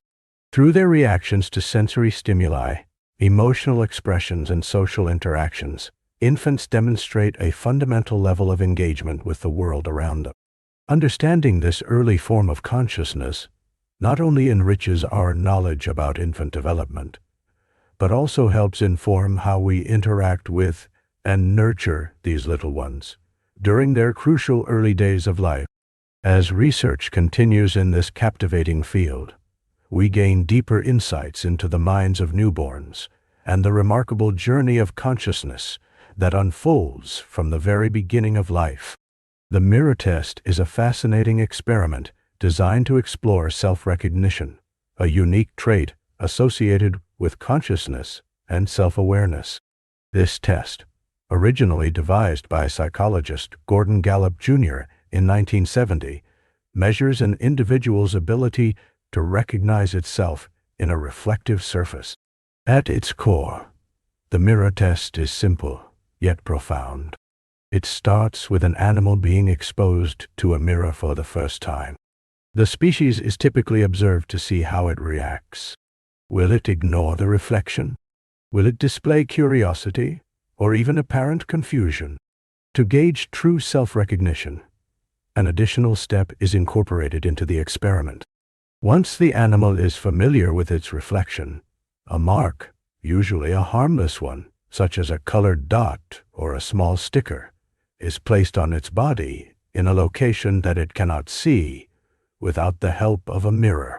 The crucial moment occurs when the animal is then placed back in front of the mirror. If it approaches the reflection and begins to explore the mark on its own body, it indicates an understanding that the image in the mirror is itself, not another animal. This remarkable capacity has been observed in several species, raising questions about the nature of consciousness and the cognitive abilities of animals.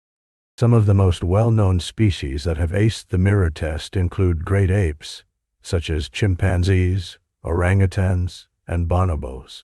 These animals often engage with their reflections in a way that suggests awareness of self, reflecting behaviors that are both curious and introspective. In addition to primates, dolphins have also shown skill in the mirror test. These intelligent marine mammals exhibit similar behaviors, demonstrating not just awareness of their reflection, but facilitating social interactions through their self-recognition.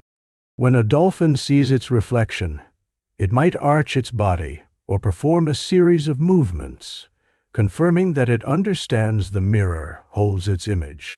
Elephants are another species that have successfully passed the test. Individual elephants, known for their intelligence and emotional depth, have interacted with their reflections, sometimes even checking themselves for visible marks, which highlights their understanding of self in a similar context. Birds, particularly the Eurasian magpie, have also shown the capacity for self-recognition, challenging the idea that such cognitive abilities are limited to mammals.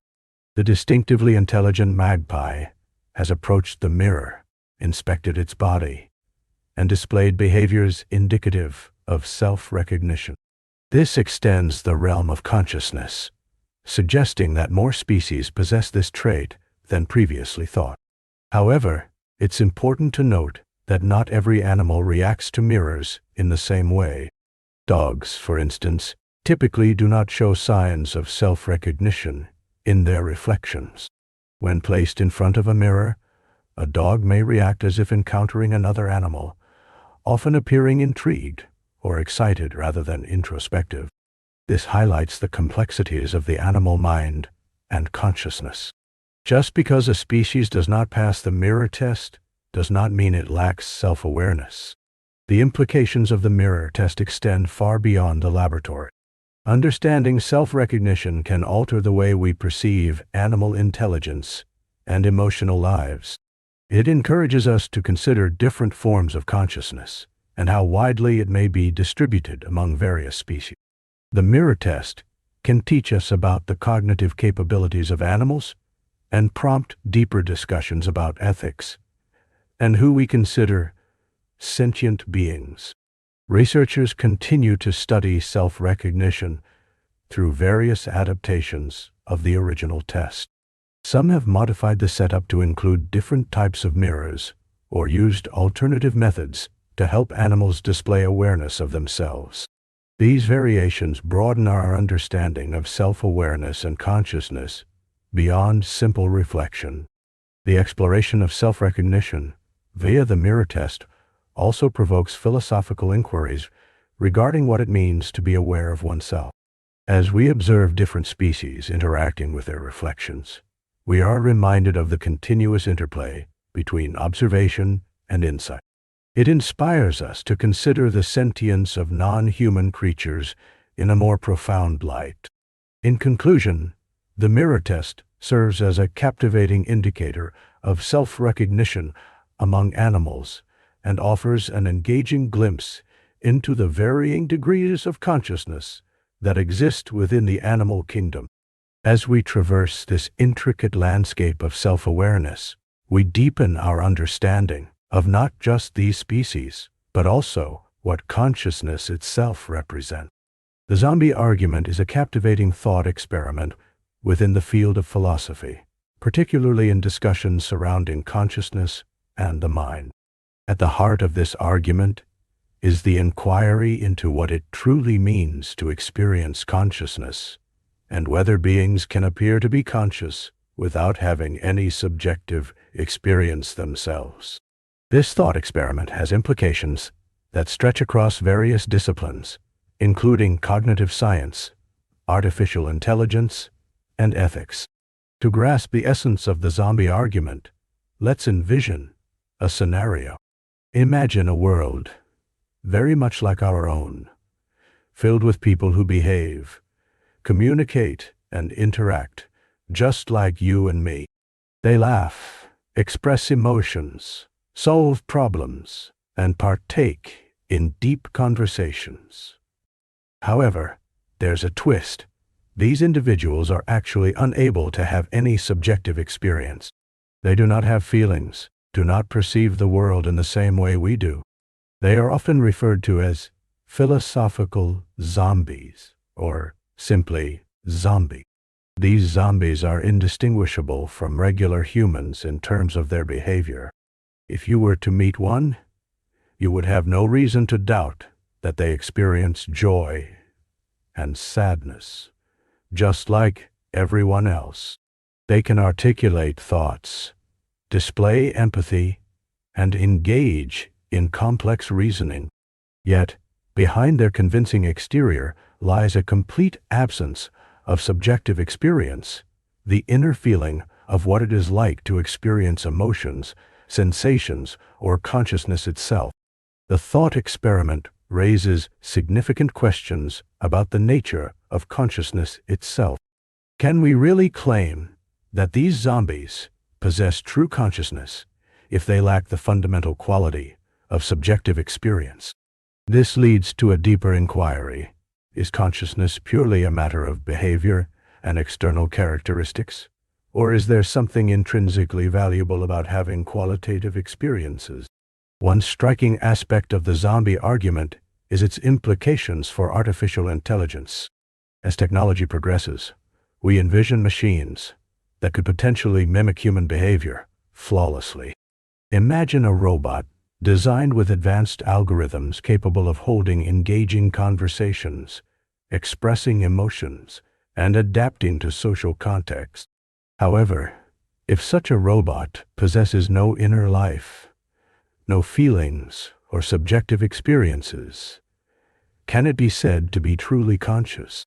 The distinction invites us to consider what we value in consciousness. Is it our emotional experiences or the ability to perform tasks and replicate behaviors? Moreover, the question of moral ramifications arises when considering zombies or advanced AI systems. If we accept that consciousness includes qualitative experiences, does this mean that beings that lack such experiences deserve less moral consideration? For instance, in our interactions with animals and machines, we ponder their ability to experience pleasure or suffering. If we conclude that consciousness must entail subjective experience, how do we treat entities that appear conscious but lack such experience? Philosophers have approached the zombie argument from various angles.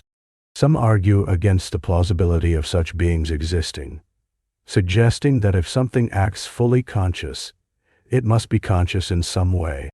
This view raises arguments related to functionalism, a theory suggesting that mental states are defined by their roles and functions rather than their internal qualities. If zombies were to exist, it would challenge our understanding of this perspective and imply that consciousness might not be necessary for behavioral expressions. On the other hand, proponents of the zombie argument hold firmly to the idea that a being could be behaviorally indistinguishable from an aware entity while lacking inner experiences. This stance often leads to discussions of physicalism and dualism in consciousness, where one side claims that consciousness is entirely a product of physical processes, while the other insists on the existence of non-physical properties of the mind. Exploring the zombie argument also brings us to the long-standing philosophical problem known as the hard problem of consciousness. This problem highlights the difficulty of explaining why certain processes in our brains lead to rich, vivid experiences. How does the firing of neurons give rise to the warmth of joy, the depth of sorrow, or the thrill of excitement? In contrast, if zombies exist without conscious experiences, it raises profound philosophical inquiries about the nature of our own consciousness and the unique characteristics that define it. As thinkers engage with the zombie argument, they often find themselves exploring broader implications concerning the nature of reality. What if consciousness is not just a byproduct of biology, but something more intricate? Furthermore, consider our understanding of identity and the self. If consciousness is tied so closely to personal subjective experiences, how do we define our individual identities if machines or entities could convincingly imitate our behaviors? Ultimately, the zombie argument serves as a bold metaphor that illuminates the complexity of conscious experience. It challenges us to delve deeper into the nature of our existence and the threads that bind us to reality. As we contemplate these philosophical reflections, we are left with more questions than answers, igniting our curiosity and inspiring further exploration of consciousness, existence, and what it truly means to be aware. Through these considerations, we unravel layers of understanding that reflect our grasp of life and the intricate nature of experiences that shape our perceptions of the world around us. By wrestling with these concepts, we continue to engage with the mysteries that define our human experience and perhaps in turn explore the depths of our own consciousness. Meditative states have long fascinated humanity, serving as a gateway to different realms of consciousness and profound awareness. Many cultures and spiritual traditions have documented these experiences, often describing them as transformative and enlightening. In essence, meditative states can be understood as altered states of consciousness, where one moves beyond the confines of ordinary perception into deeper layers of self and existence. As we embark on this exploration of meditative states, it's essential to first understand the foundation of meditation itself. At its core, meditation is a practice that encourages mindfulness and concentration. It can take various forms, whether through focused attention on the breath, visualization, repeating a mantra, or even mindful walking. Regardless of the technique employed, the goal remains the same: to cultivate a sense of inner peace and heightened awareness. When one engages in meditation regularly, it's not uncommon to enter a state of deep relaxation. This state is often described as a stillness of the mind, where thoughts slow down or even dissolve. Many practitioners report feeling a sense of unity with the universe, or an overwhelming sense of love and compassion. These feelings are often accompanied by a sense of transcendence, where one feels liberated from the limitations of the ego and everyday concerns. Reports of altered consciousness during meditation are abundant. Many individuals describe experiences where they feel as though they are observing their thoughts from a distance, as if watching clouds drift across the sky. This perspective can lead to profound insights into one's life, relationships, and purpose.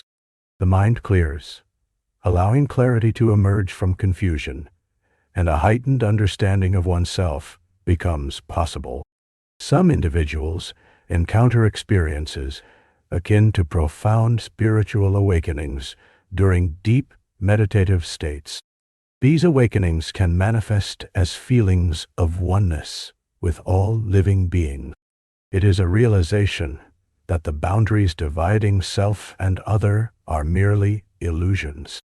This sense of interconnectedness can evoke a deep sense of peace and belonging, fostering compassion for others and oneself. The brain, too, undergoes significant changes during meditation.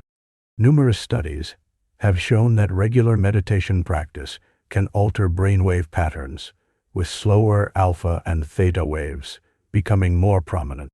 These brainwaves are associated with creativity, relaxation, and enhanced intuitive capabilities. Some seasoned practitioners even report experiencing gamma waves, which have been linked to heightened perception and peak experiences in altered states. One fascinating aspect of meditative states is the ability to access profound insights. During moments of stillness, individuals may find answers to questions that had previously eluded them. This emergence of insight often feels spontaneous and can lead to creative breakthroughs or solutions to problems.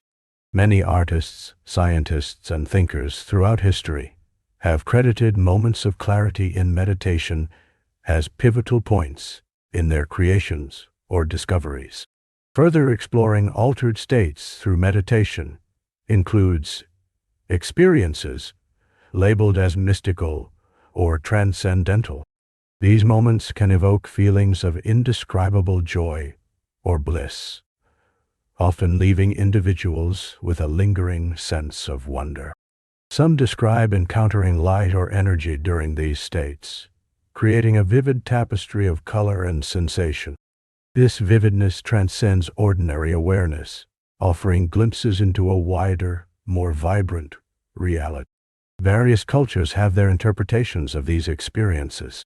In Eastern traditions such as Buddhism and Hinduism, these states are often seen as pathways to enlightenment and self-realization. On the other hand, Western traditions might associate such experiences with divine encounters or profound spiritual revelations. Regardless of the framework, the essence remains the same: the exploration of consciousness, and the potential for transformative experiences. Moreover, the experiential reports do not end with mystical states. Many find grounding and clarity in their everyday lives following meditation. By tapping into deeper layers of consciousness during meditation, individuals often experience increased focus and concentration, improved emotional regulation, and a greater sense of life satisfaction. It becomes more manageable to navigate challenges and uncertainties through the lens of that profound awareness gained in quiet moments. It's also essential to consider the communal aspect of meditative states. Group meditation can enhance the experiences individuals have. Practicing in a collective environment can amplify the shared energy and elevate the depth of meditation for each participant. Often, the sense of connection with others in these moments can deepen the experience of transcending the ordinary. Stories abound in spiritual literature, recounting journeys of individuals who traversed through meditative states to access profound wisdom, heal emotional wounds, or even tap into creative intuition. These narratives serve as testimonials of the human experience, showcasing the potential of the mind to expand beyond its perceived limitations.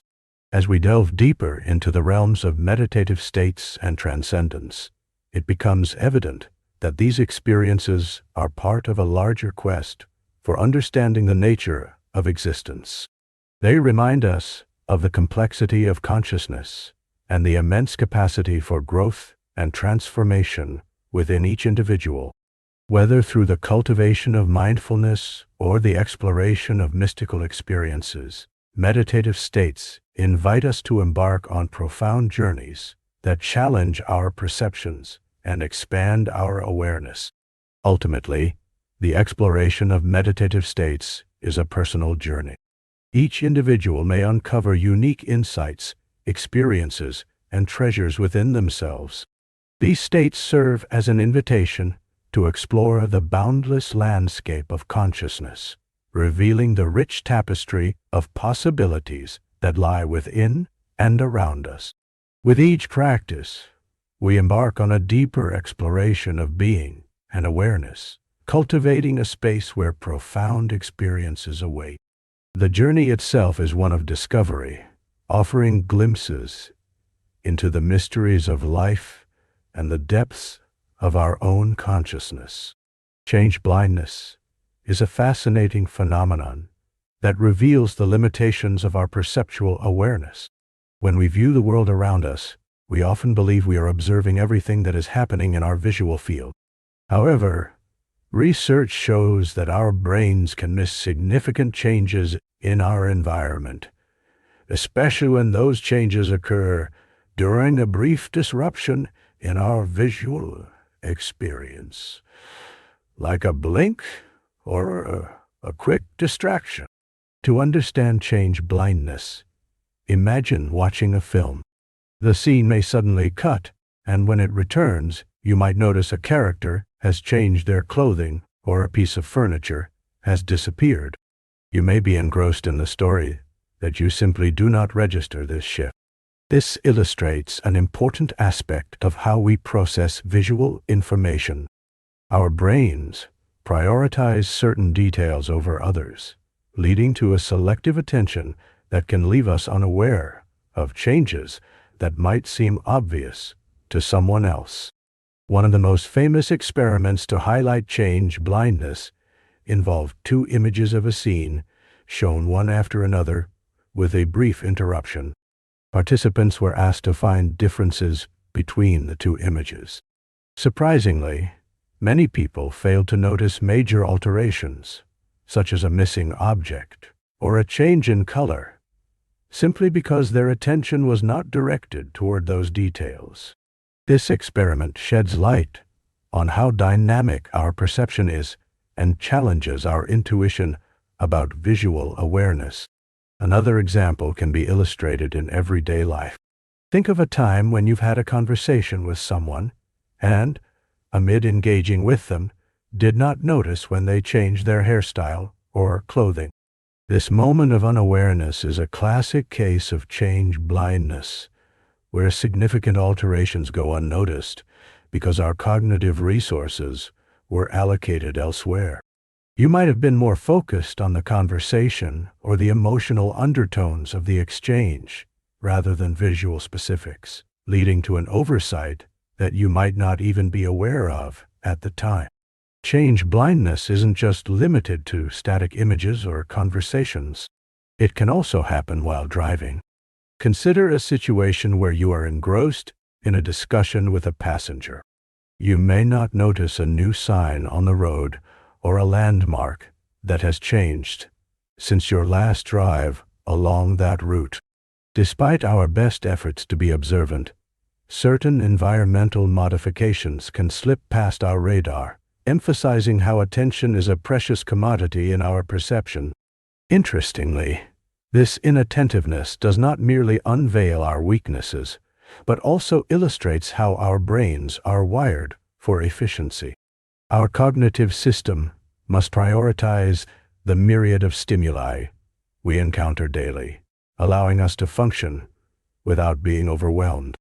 As a result, our brains simplify complex scenes by retaining only what is deemed relevant, leading us to overlook other important details. The implications of change blindness stretch beyond mere curiosity. They resonate deeply within various fields, including psychology, design, and safety protocols. In architecture, for instance, understanding this phenomenon can aid in creating environments that enhance visual awareness and improve navigation.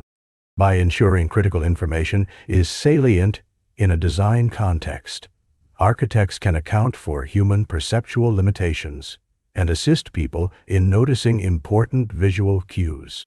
In fields such as psychology, understanding change blindness can illuminate how memory and attention work together. Studies indicate that people's memories of scenes are not always as accurate as we believe. The interplay between memory and our visual experience can lead to gaps in recall, where changes that occurred may not be part of our recollection, even if we believe we observed them. This brings to light profound questions about the reliability of our memories and perceptions. Moreover, the phenomenon has practical applications in the design of user interfaces. For instance, if you've ever used a smartphone or a computer, you might notice how certain notifications are designed to grab your attention. A well-designed interface considers change blindness and implements features that stand out, ensuring that users do not miss critical updates or alerts amidst the ever-shifting digital landscape. Considering change blindness can also be crucial for traffic safety. By understanding that drivers might not notice a crucial sign or alteration in their environment, safety engineers can design road signs that are more visible or strategically placed to minimize oversight. This proactive approach can potentially enhance public safety and reduce accidents. In conclusion, change blindness is a remarkable reminder of the limits of human perception. It challenges our assumptions about attention and visual awareness, while highlighting the complexities of how we process and interact with the world. As we navigate our daily lives, this phenomenon subtly shapes our experiences, encouraging us to appreciate the intricate relationship between what we see, what we remember, and how we understand our surroundings. By recognizing the implications of change blindness, we can foster environments that help us to be more observant, enriching our experiences and interactions with the world around us.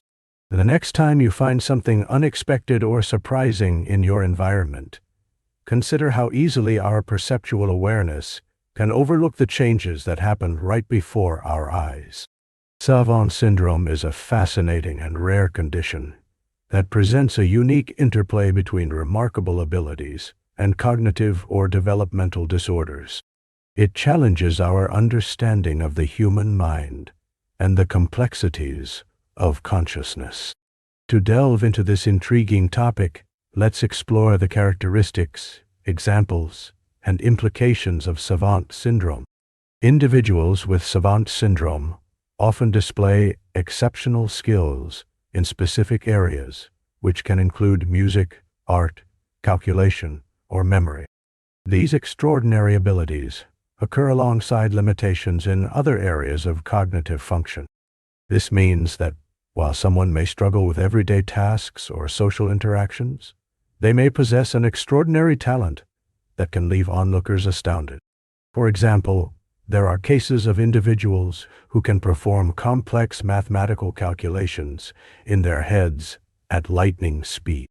They might grasp advanced mathematical concepts effortlessly, relying on a mental calculus that seems unfathomable to most. Such talents are often likened to a unique form of mental artistry, where the brain operates using a different set of rules than those we are accustomed to. Another prominent area where individuals with Savant Syndrome shine is the arts. There have been prodigies who can paint or draw with remarkable accuracy and detail, often capturing the essence of their subject in ways that might take years of practice for others to achieve. Their artistic expressions can evoke deep emotions, transporting viewers into a world filled with enchanting colors and breathtaking perspectives. Music is yet another realm where some savants exhibit extraordinary gifts. There are individuals who can play complex pieces of music after hearing them just once, or perhaps they can compose haunting melodies that resonate with people on a profound level. This phenomenon reflects an innate understanding of musical theory and structure, allowing them to create harmonies that seem to flow effortlessly from their fingertips. One of the most captivating aspects of Savant Syndrome is the way it can emerge without warning. Some individuals develop these remarkable gifts after experiencing traumatic brain injuries, while others may display these talents from a very young age. This unpredictability raises questions about the underlying mechanisms of the brain and how it processes information. Scientists and researchers continue to investigate what differentiates the brain structures of those with Savant Syndrome from those without. While individuals with Savant Syndrome often exhibit stunning abilities, it is important to remember that they also face challenges. For many, daily life can be overwhelming as they navigate a world that may not understand their unique perspectives or needs. Social interactions can be difficult, and the cognitive hurdles they encounter can make routine tasks feel monumental. However, the gifts they possess can also serve as a bridge, connecting them to others through shared interests or passions. The stories of savants throughout history have captivated the public imagination. Take, for instance, the renowned musician and savant, Derek Paravicini, who is blind and has a learning disability. Despite his challenges, Paravicini is known for his incredible ability to play the piano. He can reproduce any piece of music he hears, often adding his own unique flair to it. His performances reflect a deep, emotional understanding of music that resonates with audiences, transcending the barriers he faces in communication. Similarly, artists like Stephen Wiltshire have left an indelible mark on the world with their talents. Wiltshire is known for his astonishing ability to draw incredibly detailed cityscapes from memory after viewing them only once. His artwork is a vivid testament to how the mind can capture the intricate beauty of the world in ways that others might overlook. The exploration of Savant Syndrome also opens up important discussions about the nature of intelligence and creativity. Society has long held a narrow view of what constitutes genius, often measuring it through traditional academic achievements. However, the abilities seen in savants challenge these notions, suggesting that brilliance can manifest in unexpected forms. as we learn more about the brain and consciousness. Savant Syndrome serves as a reminder that our understanding of intelligence is still evolving. The stories of these individuals encourage us to appreciate diverse talents and to recognize that there is beauty in differences. By embracing the unique perspectives that individuals with Savant Syndrome bring, we can foster a more inclusive society that values a range of abilities. In conclusion, Savant Syndrome is not merely a curiosity, but a profound showcase of the diverse capabilities of the human mind.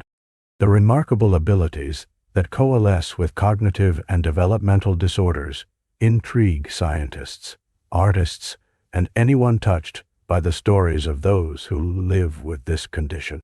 It urges us to ponder the mysteries of consciousness, pushing the boundaries of how we define talent and intelligence. Each tale of a savant is a testament to the idea that within the complexity of the human experience, we find a tapestry rich with extraordinary talent, creativity, and uniqueness that challenges our very understanding of what it means to be human. The human brain is a complex and fascinating organ composed of intricate networks that collaborate to shape our thoughts, emotions, and experiences. Among these networks, one stands out, the default mode network, commonly referred to as the DMN. This remarkable system is particularly intriguing because it plays a crucial role in processes like self-reflection and mind-wandering, elements that are central to our understanding of consciousness. The default mode network is activated when our minds are at rest, typically when we are not focused on the outside world or engaged in a specific task. Imagine a daydream where your thoughts drift from one idea to another, exploring memories, imagining future scenarios, or even contemplating various aspects of life. This is a fundamental aspect of the DMN in action. Researchers have identified a set of brain regions that work together to form this network, primarily including the medial prefrontal cortex, posterior cingulate cortex, and lateral parietal cortex, among others. One of the most compelling features of the DMN is its involvement in self-referential thinking. This means that when we engage in thoughts about ourselves, whether recalling a cherished memory or pondering our goals and aspirations, the DMN becomes highly active. For instance, when remembering a vacation filled with laughter and adventure enjoyed with friends, the DMN helps us to relive those moments. It assists in processing our identity and experiences, essentially allowing us to construct a narrative of who we are. Interestingly, the DM is also linked to creativity. When you let your mind wander, it often leads to bursts of innovation or inspiration. Think about a time when you were trying to solve a problem or come up with a new idea. As you relaxed and let your thoughts flow, you may have found surprising solutions leap to mind. This process is facilitated by the DMN, which allows divergent thinking, leading to unique connections between seemingly unrelated concepts. However, the DMN is not without its complexities. While it supports beneficial functions like creativity and self-reflection, it can also be linked to overthinking or ruminating on negative thought. When we become stuck in a cycle of worry or self-criticism, the DMN may remain overly active, making it challenging to redirect our focus. Understanding the balance within this network can provide insights into various mental health conditions and the human experience. Research has shown that the DMN can be affected by various factors, including mindfulness practices and mental exercises. Engaging in activities like meditation or simply taking time to reflect can help regulate the DMN's activity. By cultivating awareness and practicing mindfulness, individuals can enhance their ability to harness the creative and introspective power of the DMN, while reducing instances of detrimental rumination. The default mode network also prompts us to ponder the nature of consciousness itself, as this network is often associated with introspective thoughts and daydreaming. It is a gateway into understanding how we perceive reality and interact with the world around us. In many ways, the DMN serves as a mirror, reflecting our inner thoughts, desires, and fears, providing a rich tapestry that forms the foundation of our conscious experience. The study of the DMN is still a developing field, and new discoveries continue to emerge. Scientists employ advanced imaging techniques to observe the brain in action, revealing how different regions interact within the DMN and how these dynamics change in various mental states. Understanding this network could hold keys to unraveling mysteries related to mental health, consciousness, and even the creative process. As we delve deeper into the workings of the default mode network, we uncover not just the mechanics of how our brain functions during moments of rest, but also the profound implications it has for our understanding of ourselves and our place in the universe. This network invites us to embrace the wonder of our thoughts, to engage with our minds, and to appreciate the quiet moments that allow for introspection and creativity. The DMN represents a vital component of our mental landscape, and as research unfolds, we may learn even more fascinating insights about how we think, create, and connect with our own consciousness. Imagine walking into a room filled with bright colors, listening to enchanting music. For most of us, these experiences are separate. The colors we see are distinct from the sounds we hear. But for some individuals, the world is a symphony of senses blending together. This fascinating phenomenon is called synaesthesia, a condition where stimulation of one sensory pathway leads to automatic experiences in another sense. Synaesthesia can take many forms, and each person's experience is unique. One common form involves seeing colors in response to music. Picture a pianist playing a gentle melody. For someone with synaesthesia, each note may not only resonate in the air, but also paint vibrant colors in their mind. A C major chord might unleash a bright orange hue, while an F minor might evoke a deep blue. This spectacular interplay between sound and sight transforms music into a visual art form, allowing the synesthete to perceive an entire rainbow of colors as the notes soar and descend. Another intriguing variety of synesthesia is known as grapheme color synesthesia, where letters and numbers are associated with specific colors. For example, someone might always see the letter A as red, while Z appears as a calming green. This can make reading a delightful journey through a colorful landscape, as every word bursts with shades and tones, turning the mundane act of reading into a vivid experience. Food can even evoke sensations beyond taste for individuals with synesthesia. Imagine savoring a piece of chocolate that not only delights your taste buds with its rich flavor, but also fills your senses with a warm, golden light. Each bite might have a different color or texture, turning the simple act of eating into a multisensory adventure that combines taste with color and feel. Many people who experience synesthesia describe it as a gift, enhancing their perception of the world around them.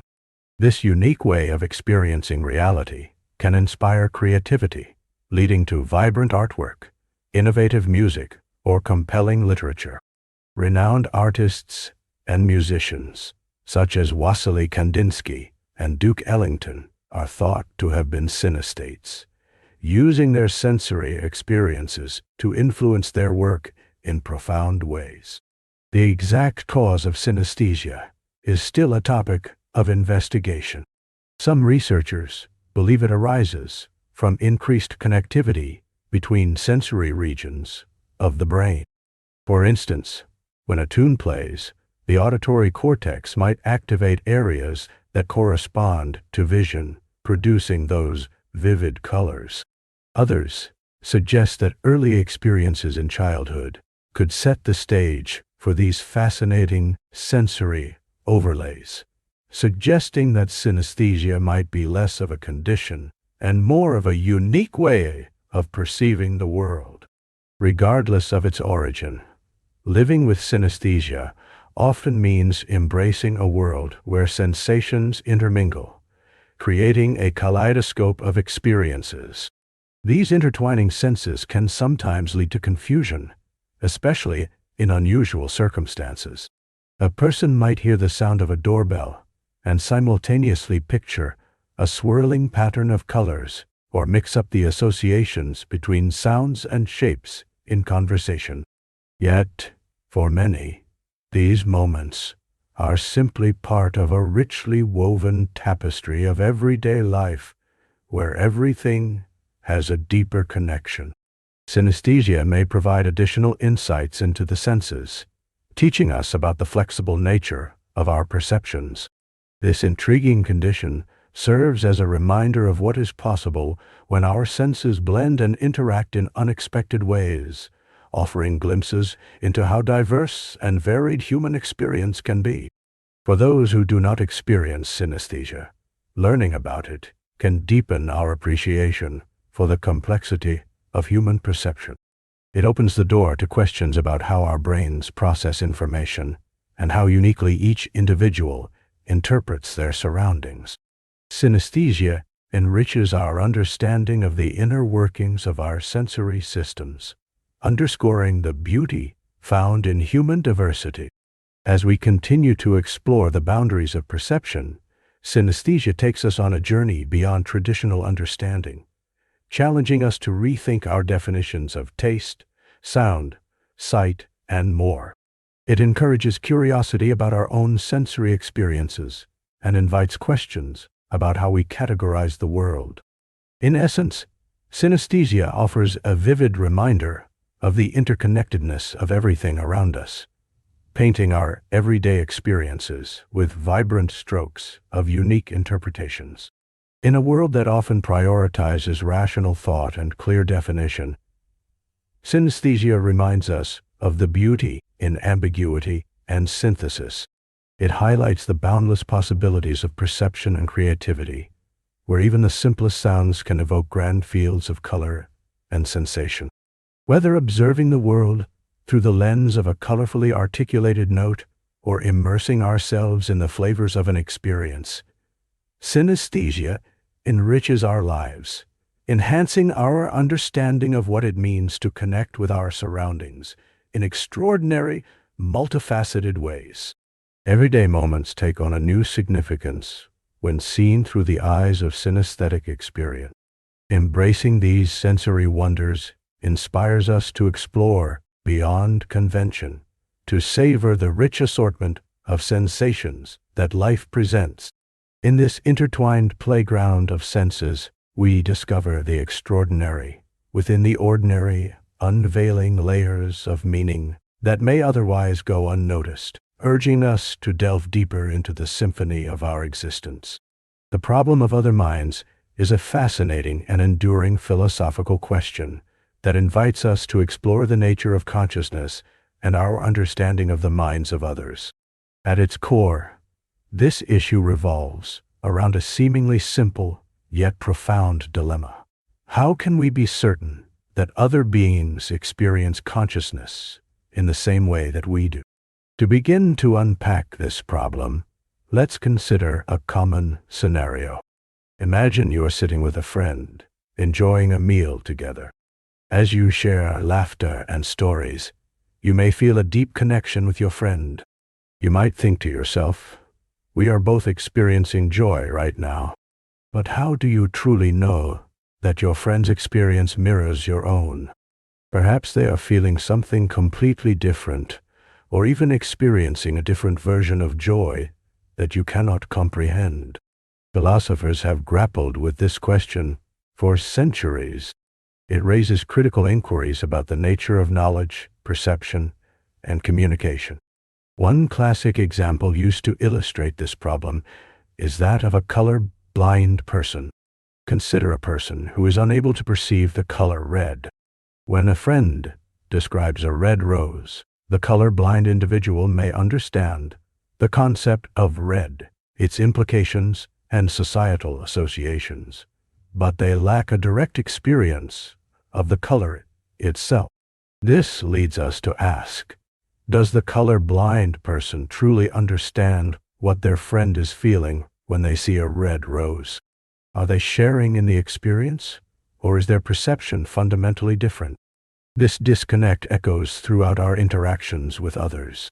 We communicate through language, gestures, and expressions, yet these methods may not fully encapsulate the richness of our subjective experiences. The thoughts and feelings that reside within each person are wrapped in layers of individual perception. For instance, consider two artists who look at the same landscape. One may feel inspired, envisioning vibrant colors and profound meaning, while the other may feel indifferent, seeing a mere scene without emotional weight. Even though they are both observing the same external reality, their internal experiences are unique, raising the question of whether true empathy is possible. Philosopher Descartes famously proclaimed, "I think, therefore I am," establishing a fundamental principle about self-awareness. We can be certain of our own thoughts and experiences, but this certainty does not extend to others. If we draw upon our own experiences to interpret the consciousness of others, we are left grappling with a relentless uncertainty. We can only infer from behaviors, facial expressions, and actions what might be happening within another person's mind. To further complicate matters, consider the inherent challenges of non-human consciousness. Take, for example, animals. When we observe a dog wagging its tail and barking excitedly, we might assume it is expressing joy. But is it experiencing joy in the same way a human does? Research continues to reveal remarkable cognitive abilities in many animals, challenging the notions of consciousness and emotional experience. Each species, with its own biological makeup and evolutionary history, presents a unique case, and the intricacies of their inner lives remain largely a mystery. Advances in neuroscience have begun to shed light on how brain activity relates to consciousness. Yet, there remains much we do not understand. Imaging techniques allow us to observe neural correlates of consciousness, but translating those patterns into the subjective experiences of individuals is a task fraught with complexity. This leads us to ponder, if we could map every neuron and synapse in a person's brain, would we then possess complete knowledge of their consciousness? Or is there an ineffable quality to subjective experiences that cannot be reduced to mere biological processes? As we navigate this philosophical landscape, we discover tools that help bridge the gap between our understanding and the minds of others.